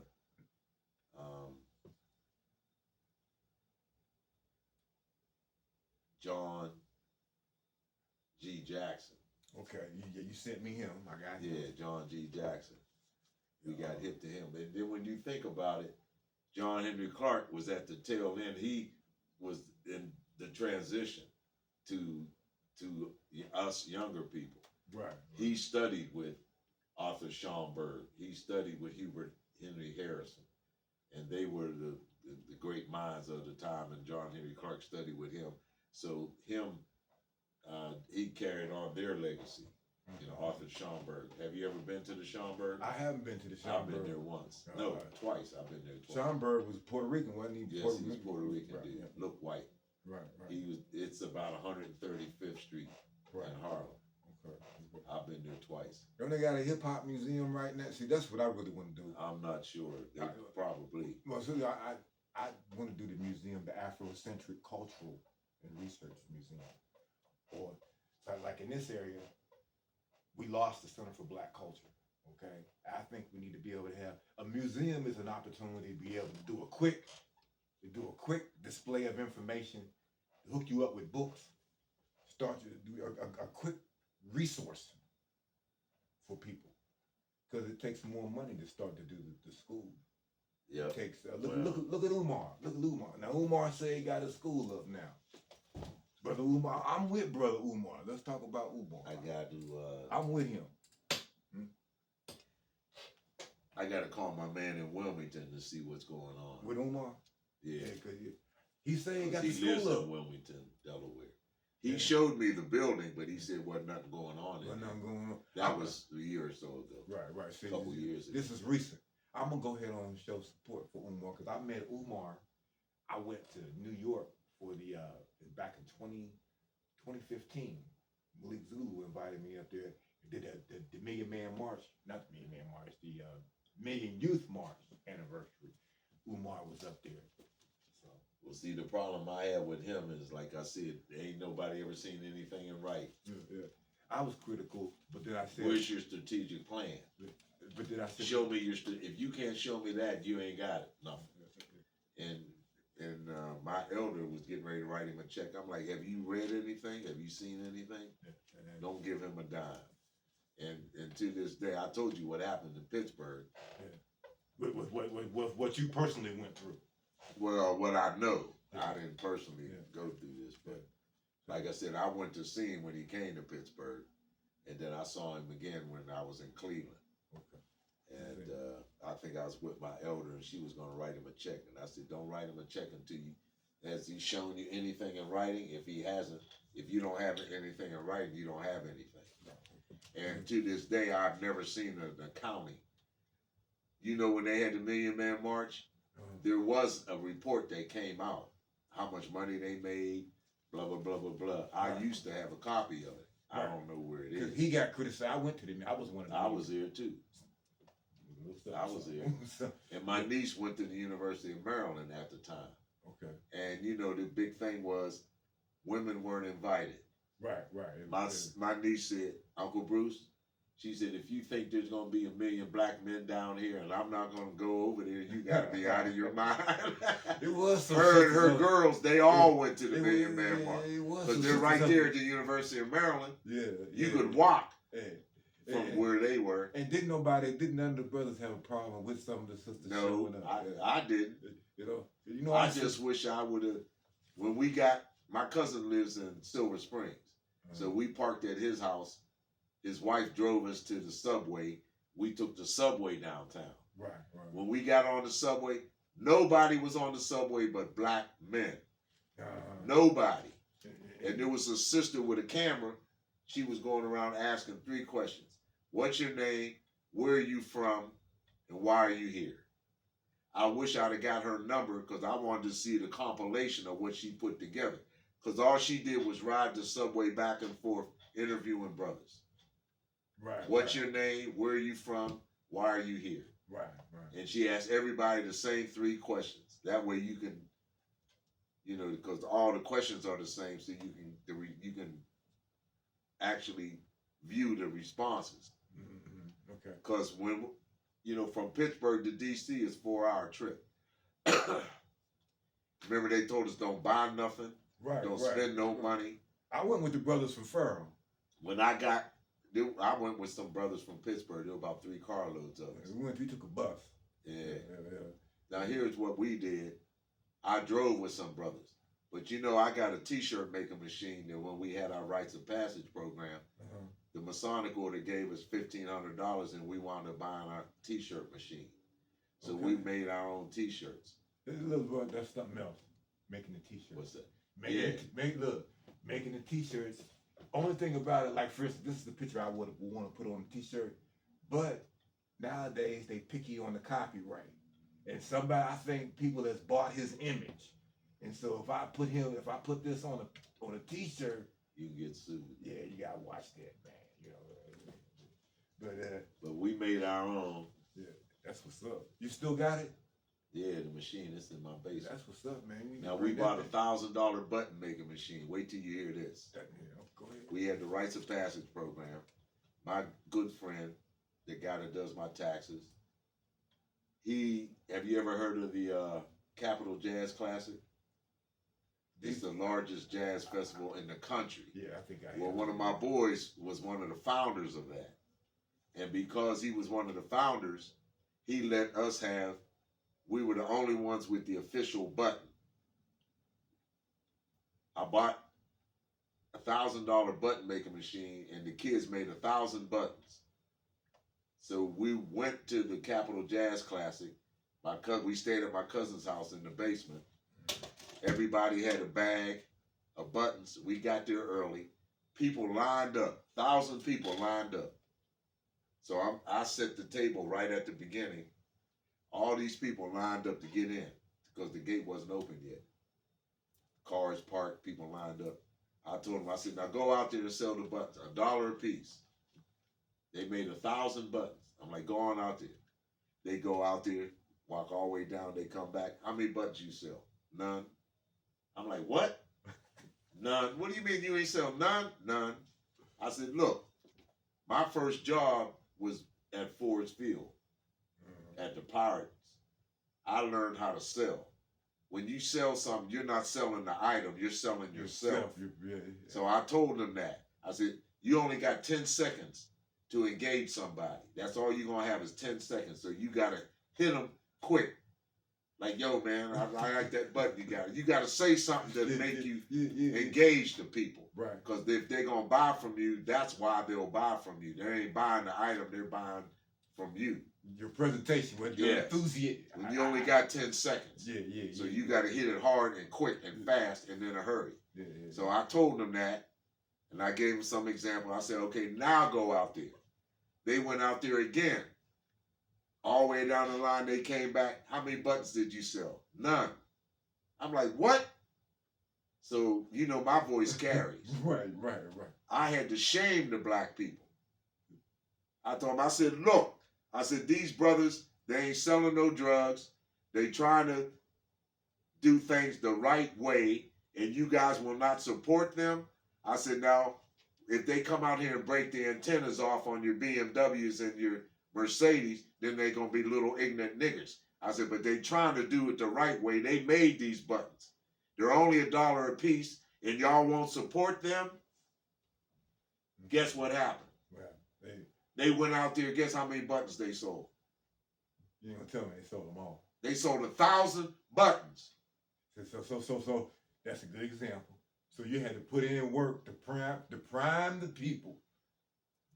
I told him, I said, at least you can prove to your old lady that you were here. It only costs $1. Yeah. See, I'm a salesperson. And they're trying to do things the right way, and you guys refuse to support them. So I said, now then when they become criminals, you'll be criticizing them. Right. I loud talked them. Right. They went out there and sold 1,000. We had pizza, took them to the movies, paid for the paid for the gas, the tolls. That's what's up. Paid for everything. We made $1,000 like that. That's that takeover. Look, I tell Brother Amaru about the legal takeover, forcing our people in a legitimate way. Well, that's why you have something to pass out. Yeah. Now, I tell people, would you rent a billboard and only put up half a sign? Mm-hmm. So why would you print something and only use one side of the paper? You see, they took advantage of both sides. So You should. Mm-hmm. Why not? If you paid to have this printed, have something put on. I don't care if it's the 10 Commandments. Have some information on it. Use both sides. Mm-hmm. You wouldn't. It cost you $2,000 to rent a billboard, so you only gonna put up half your message. You gonna put up the full message. You ain't gonna rent half the billboard and pay $2,000 for half the billboard. Mm-hmm. So why would you only print something on one side?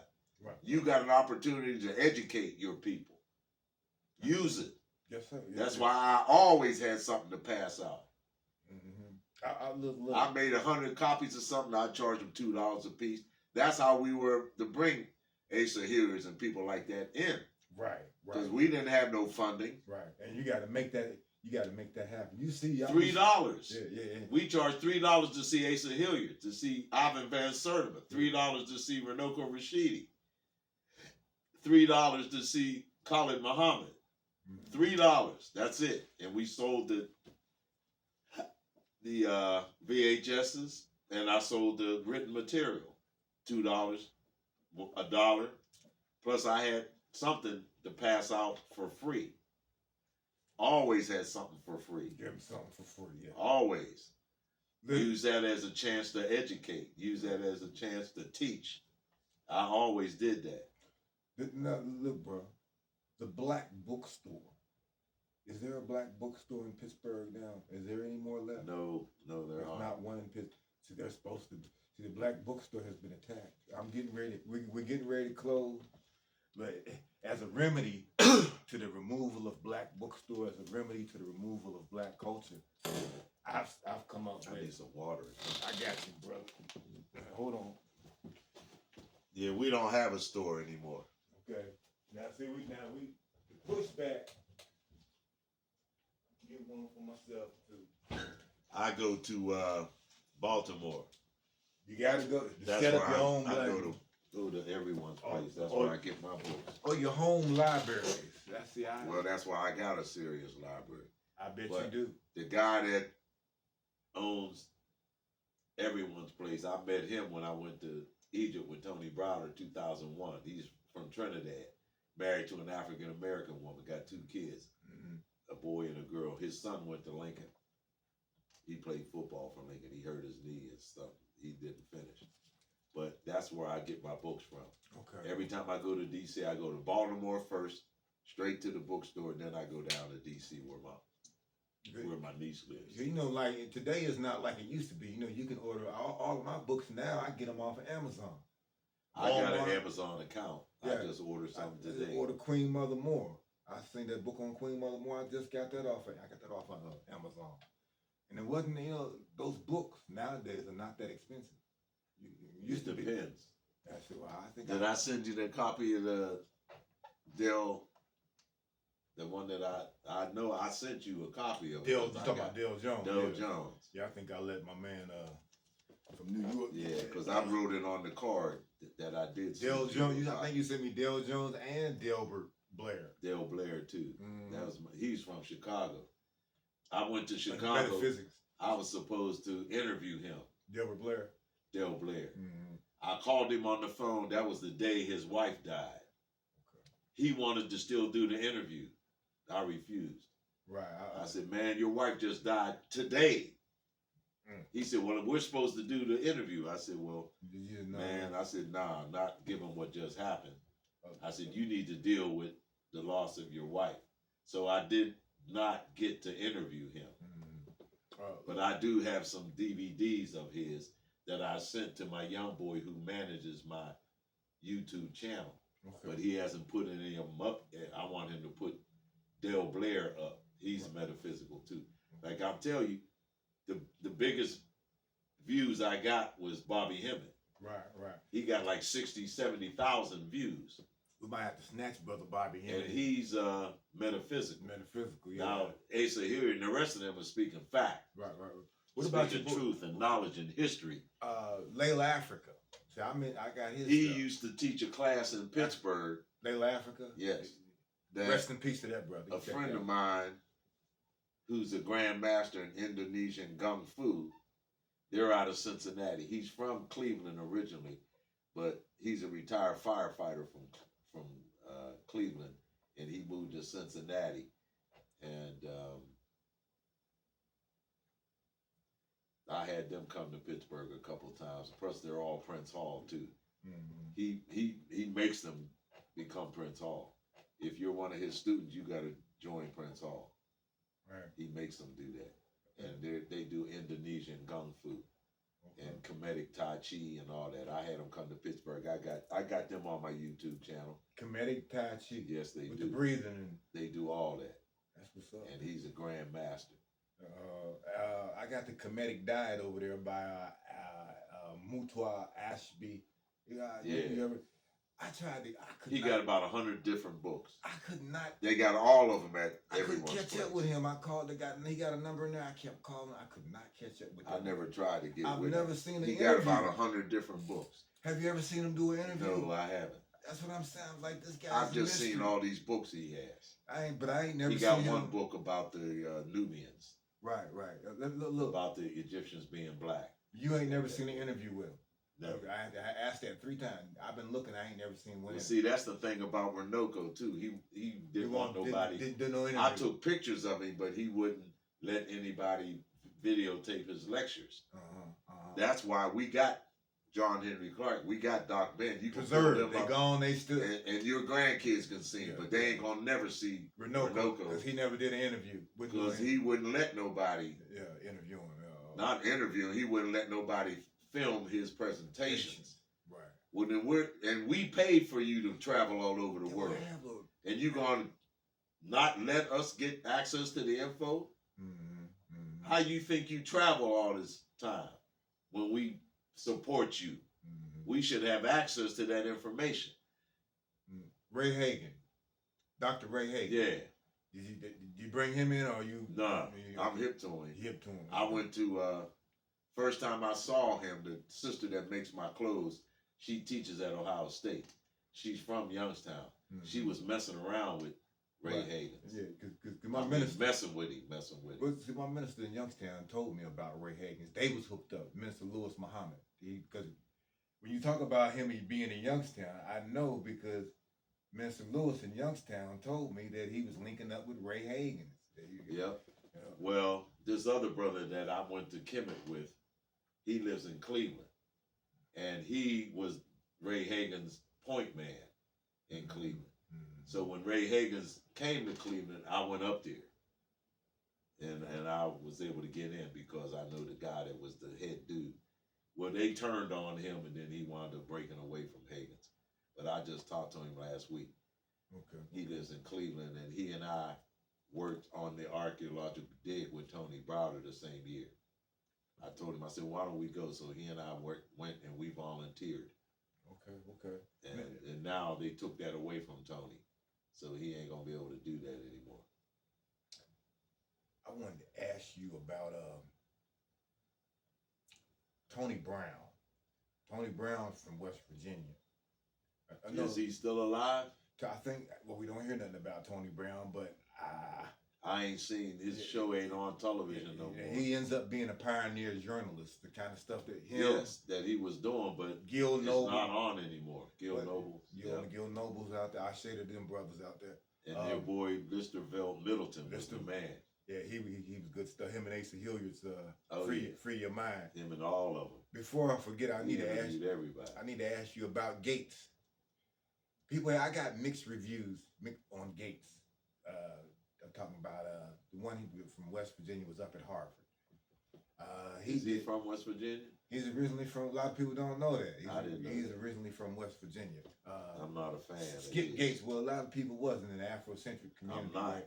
I had a brother here. He up there talking about my Harvard, motherfucker. My Harvard. Shut the fuck up. Well, I had a brother, an African brother at WVU, told me while he was here. He said Gates has actually did us a disservice. He's done us a disservice, meaning that Gates had went all the way over to Africa, had got the big funding to go to Africa. He got over to Africa and got in the tomb, and he didn't really do a good review. Not just that.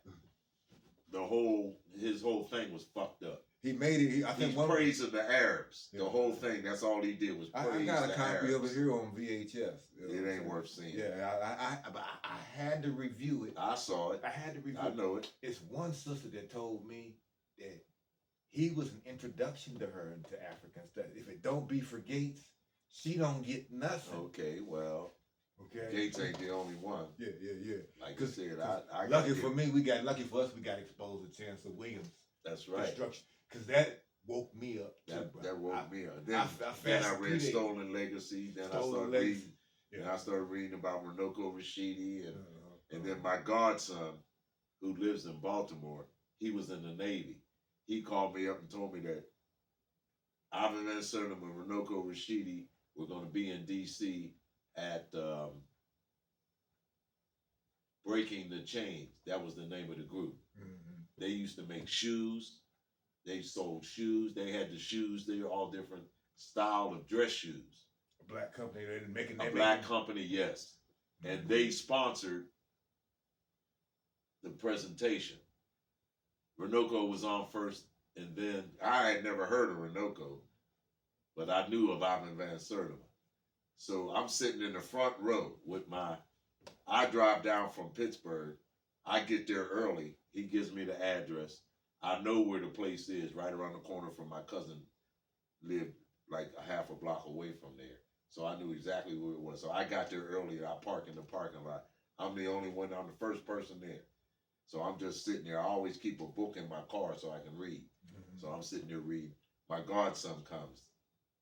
He's stationed in Norfolk. So he was in the Navy. So he came up. And so he and I went in together. We looked at the shoes. I think he bought a pair. And then we sat in the front row. And Runoko was on first. There was a brother sitting behind me. He and I are still in touch with each other to this day. He lives in the D.C. area. He's an environmental scientist. And he came to Pittsburgh for his job. And he was at the hotel. I picked him up, showed him around town, showed him around. But he's from New York. His people are from British Guyana, where where Ivan Van Sertima was from. Right. That's where his parents are from there. I asked him, you still got relatives there? He said, oh yeah, hell yeah. His first cousins. His mother and father are Ghanaian. He's Ghanaian. From the same place Ivan Van Sertima was from. British Guyana. That's what it was called back then. It's just called Guyana now. Right, back then it was called British Guyana. Because you had French Guyana, British Guyana. Right. And some other joints down there. You know, bro, Kaka, I'm out of the Church of God. You and I talked about religion, and I profess to be spiritual like yourself, because we had it. Okay. But I come up out of the Church of God. My grandparents raised me in that. And Sharon, Pennsylvania. Lincoln Avenue Church of God was in Pittsburgh. I remember going to Lincoln Avenue. I know where it is. Yeah. And A friend of mine was just buried out of there, guy that graduated. Lincoln Avenue. Yes. The Church of God is part of my family heritage, even though I profess spirituality, knowledge of self, but it is part of my family heritage that I, out of respect to my grandparents who raised me as a child in the church, blonde hair, blue-eyed Jesus in an all-black church. Yeah, I all went to that. that. But they pulled him down during the Afrocentric period and put him in the basement, though. So we're moving. You saw forward. Good Times. yeah, Remember? I see. Yeah. I see. When But Florida was like, she didn't want to let go. she wasn't about it. And see, we went through that. And see, that shows the impact of colonization. Yeah. That it was imposed on us because we were thinking against our own best interest. And that's why it's important. You already know, you said it before, it's important for us to have our own schools, our own museum, our own spot where we can deal with that. Everything. We need our own everything. Because, and I think I'll go so far as to say, Umar recently has said this, and I'm going to go on board with it, that 25% of the overall budget should come to us for restoration and development, okay? Now, to enrich us, to repair us. Well, that ain't going to happen. Okay. My thing is about reparations. They can't afford to pay us. Well, If you had to pay us, you couldn't. Well, I support the reparations movement, brother. I support it, but don't think you're going to, I don't have time to Now, put energy into it because you ain't going to get go make shit. some money, find a way to make some money. And then take full responsibility for self. That's what we need to do. Well, look, what about this type of reparations on my own? The black people that got money make us pay reparations to ourselves before we try to get Because I did reparations from somewhere else. read somewhere where there were some black people who did receive something. Yeah. They even received 40 acres, You're right. supposedly. I think I did see Which some of that. there's always exceptions to every rule. Because Andrew Johnson stopped it. Abraham Lincoln said okay with the 40 acres, but when Lincoln was killed, he stopped it. They pulled it, yeah. So we didn't get it. But You get to the Republic of New Africa? I am hip to brother Obadeli, Amiri Obadeli and his brother. I wasn't, and I just got hip to the Republic of New Africa. I actually joined up with them in 2017, 2018. And they've been around a long time. It wasn't a lot of information, and I had heard Why about. not? Yeah, As long as they've been around, everybody should know. And that was one of the reasons that made me take a deeper look at them, because there wasn't a lot of information about them. And there very well should be. Yeah. And I just think they've been around since what, the 60s? Yeah, 60. If they would have bought 1 acre of land a year since 60, how many acres would they have now? Well, they did go down to Jackson and try to set up, but they got raided. I know their history. I got a book over here that talks about their history. You need to have it. It's good stuff. All right.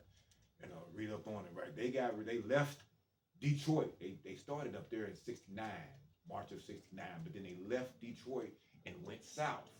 And the brothers split. One brother went hardcore, the other brother had got tired of the movement.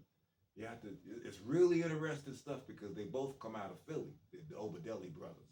They were both professional people, educated. I didn't get too much information about it, and I don't want to talk too much about it without having actual facts. But it's a really interesting story on the Republic of New Africa. You brought them up. I had to. They'd have just bought 1 acre of land. They got attacked. A year. They got attacked because they tried. You got me defending them. I'm one of them too. I'm defending them because they tried. Amiri Obadeli ended up going to prison. He spent time in prison, didn't come back out, and was fortunate enough that he didn't die in prison where he could come back out and teach. Yeah, my thing was, what y'all been doing all this time? Just buy 1 acre a year. They out there still. They're This is 2026. Yeah. And they were around in the 60s. That's 40 years plus another 26 years. In defense of them, once again, some of the stuff that's going on right now with the Trump administration is an attempt to undermine the Well, work. that's always been the case. That ain't nothing new. We've always been Because under attack. they had, Ain't nothing new. Chakwe Lumumba he ends up being the mayor of Jackson. You know what I mean? And they had come up with a strategy to move into electoral politics. So initially it was outside the system, but now they're going inside, and they had got to the point where they had their man in the spot. But Chakwera Lumumba dies, and his son gets in the spot, and then that's when they seemed like they was undermined.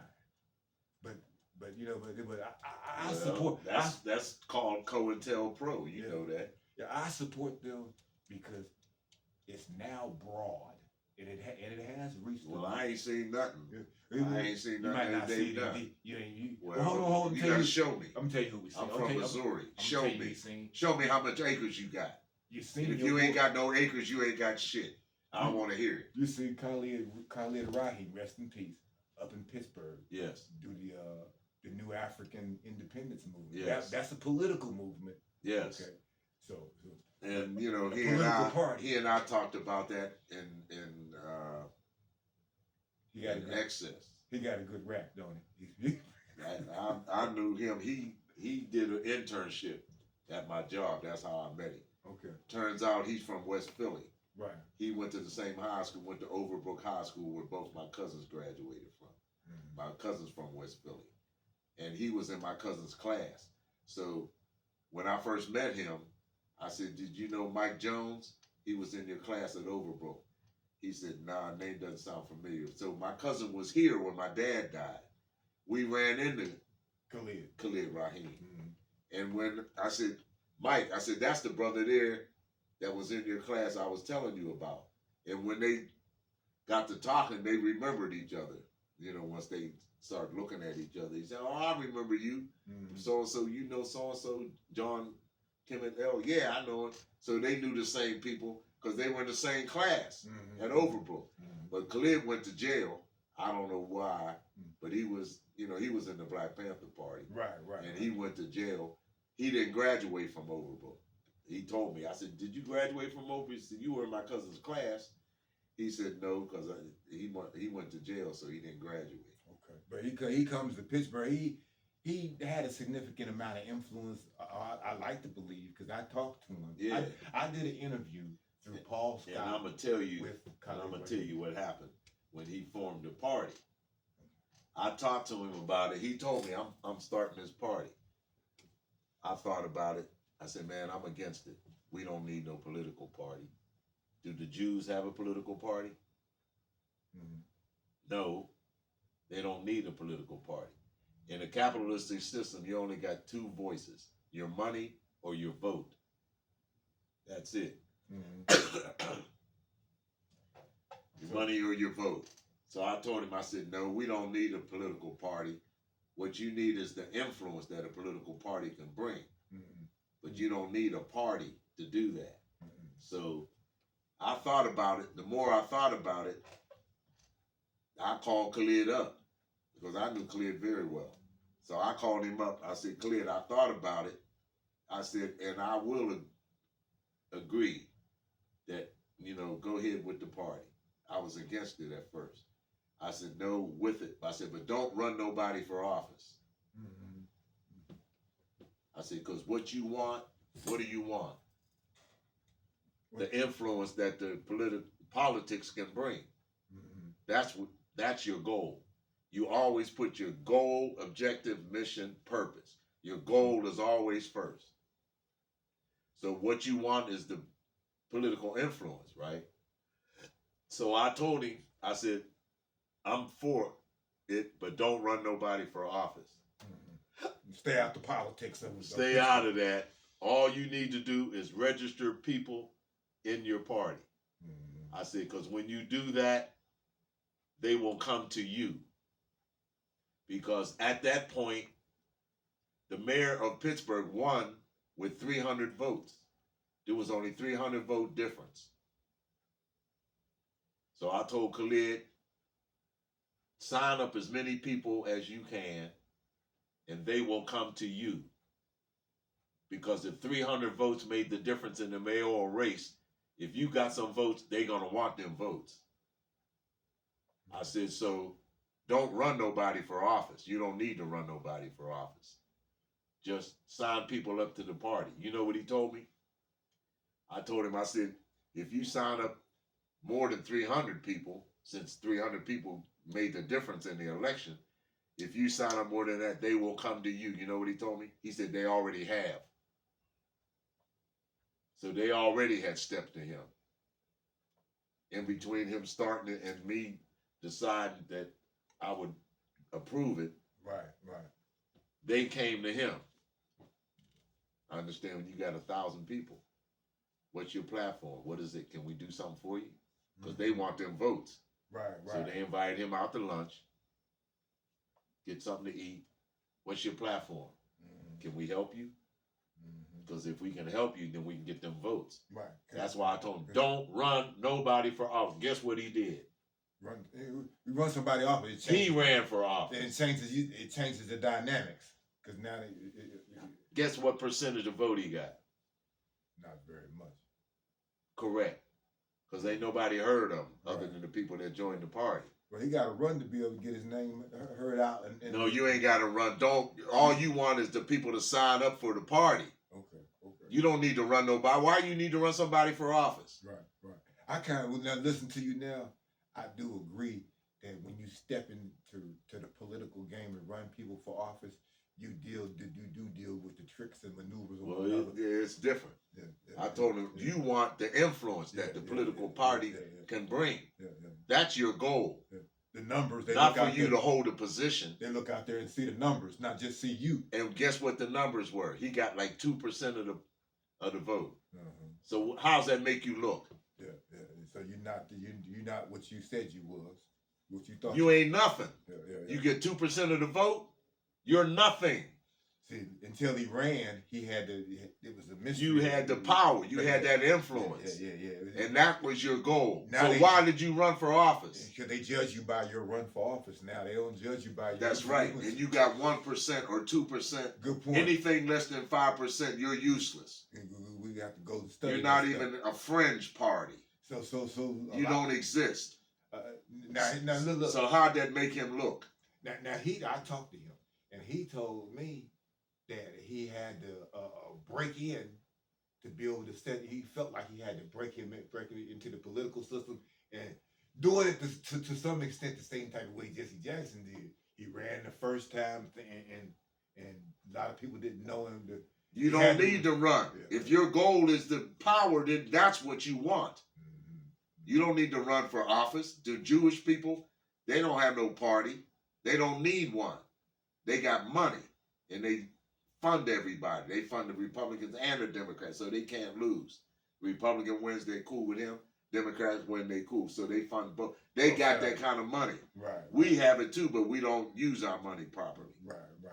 We don't even know how to do it. But like I said, I told him, don't run nobody for office. Now, is there anybody in place to No. Right now, I'm talking about from his group. No. I didn't notice that there was anybody else to follow him up. You know.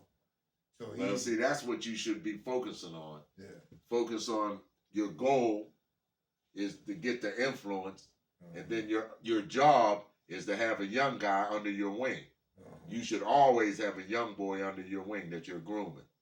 Always. So Paul Scott dealing with that right now. Always should have a young boy under your wing. I told Paul Scott, from down in Durham, he was out on the street, Minister Paul Scott, old school activist. Me and him talked because he'd been here at WVU. I said, Brother Paul, is there anybody else behind you? And Brother Paul said he was out in the street with young people, but I didn't see. I said, look, I got a young brother one young brother left that's sticking with me. I think I can pass it on to him. He was kind of ambivalent about that, but Paul checked out here not too long ago, colon cancer. You know what I'm saying? Yeah, so we was able to document him. But that's our job. If you got knowledge, you're supposed to share it. Yeah. Well, he was out in the street, but here's the thing about he was out in the street, but who can do what you do? You got to have other people that are able to do. You always got to have somebody you're grooming. Always. Yeah. Right. Yeah. So and to see those guys that I told you in their 50s now. They're not. Most of them have moved away. Because, like, you know, we talked about when the mills closed down, a lot of people left Right. the area, the whole Western. It was bad. Western Pennsylvania was bad. I had to get it. I'm gonna say this. I love the area, but because it had the steel mills and all that stuff had its boom and it changed. It got to the point where we had to get out of there, and because Farrell was like no jobs. Wasn't no jobs, and Farrell was also nothing but them little convenience stores. Meaning, if you wanted to go to a grocery store, you had to get all the way out to Hermitage. Okay, and so Farrell was like a food desert. That's what they call them. They call them that now. Yeah, they call yeah. But listen, bro, 15 after 5, we're gonna close up. I'm gonna take you down here to Hatfields, and we're gonna review this. It was a pleasure being able to interview this brother, and we're gonna close out and see us next year, Upper Monongahela Juneteenth celebration. All right. But we're gonna do this again. We're gonna sit down and chop it up. Yeah, about all kinds, because we got a lot of problems and we got a lot of different avenues to look at, and we have to come up with our own means of dealing with our situation. So that's something that we're gonna have to do. But nothing will change until we educate our own. We have to educate our own children, because nobody's gonna know what they need to know until we teach them that. So you hammering hard on that. Yeah, look, you hammer hard, but I can stand up here with my head up because I got a library over there. Yeah. And I expose my children to it. But my grandfather, as a youngster, as a little boy growing up, my grandfather exposed me to a library. He taught himself how to read. Yeah. He had encyclopedia and dictionary, taught me how to research. Yep. My mom, I would ask her, how do you spell something? Look it up. I'm like, how am I going to look it up and I don't know how to spell it? And write it down. Yeah, I had to look it up and write it down and show it to her. Yeah. But see, that's what happened with Khalid. I said, look, don't run nobody for, but he had to run somebody for office, and it made him look real, real bad.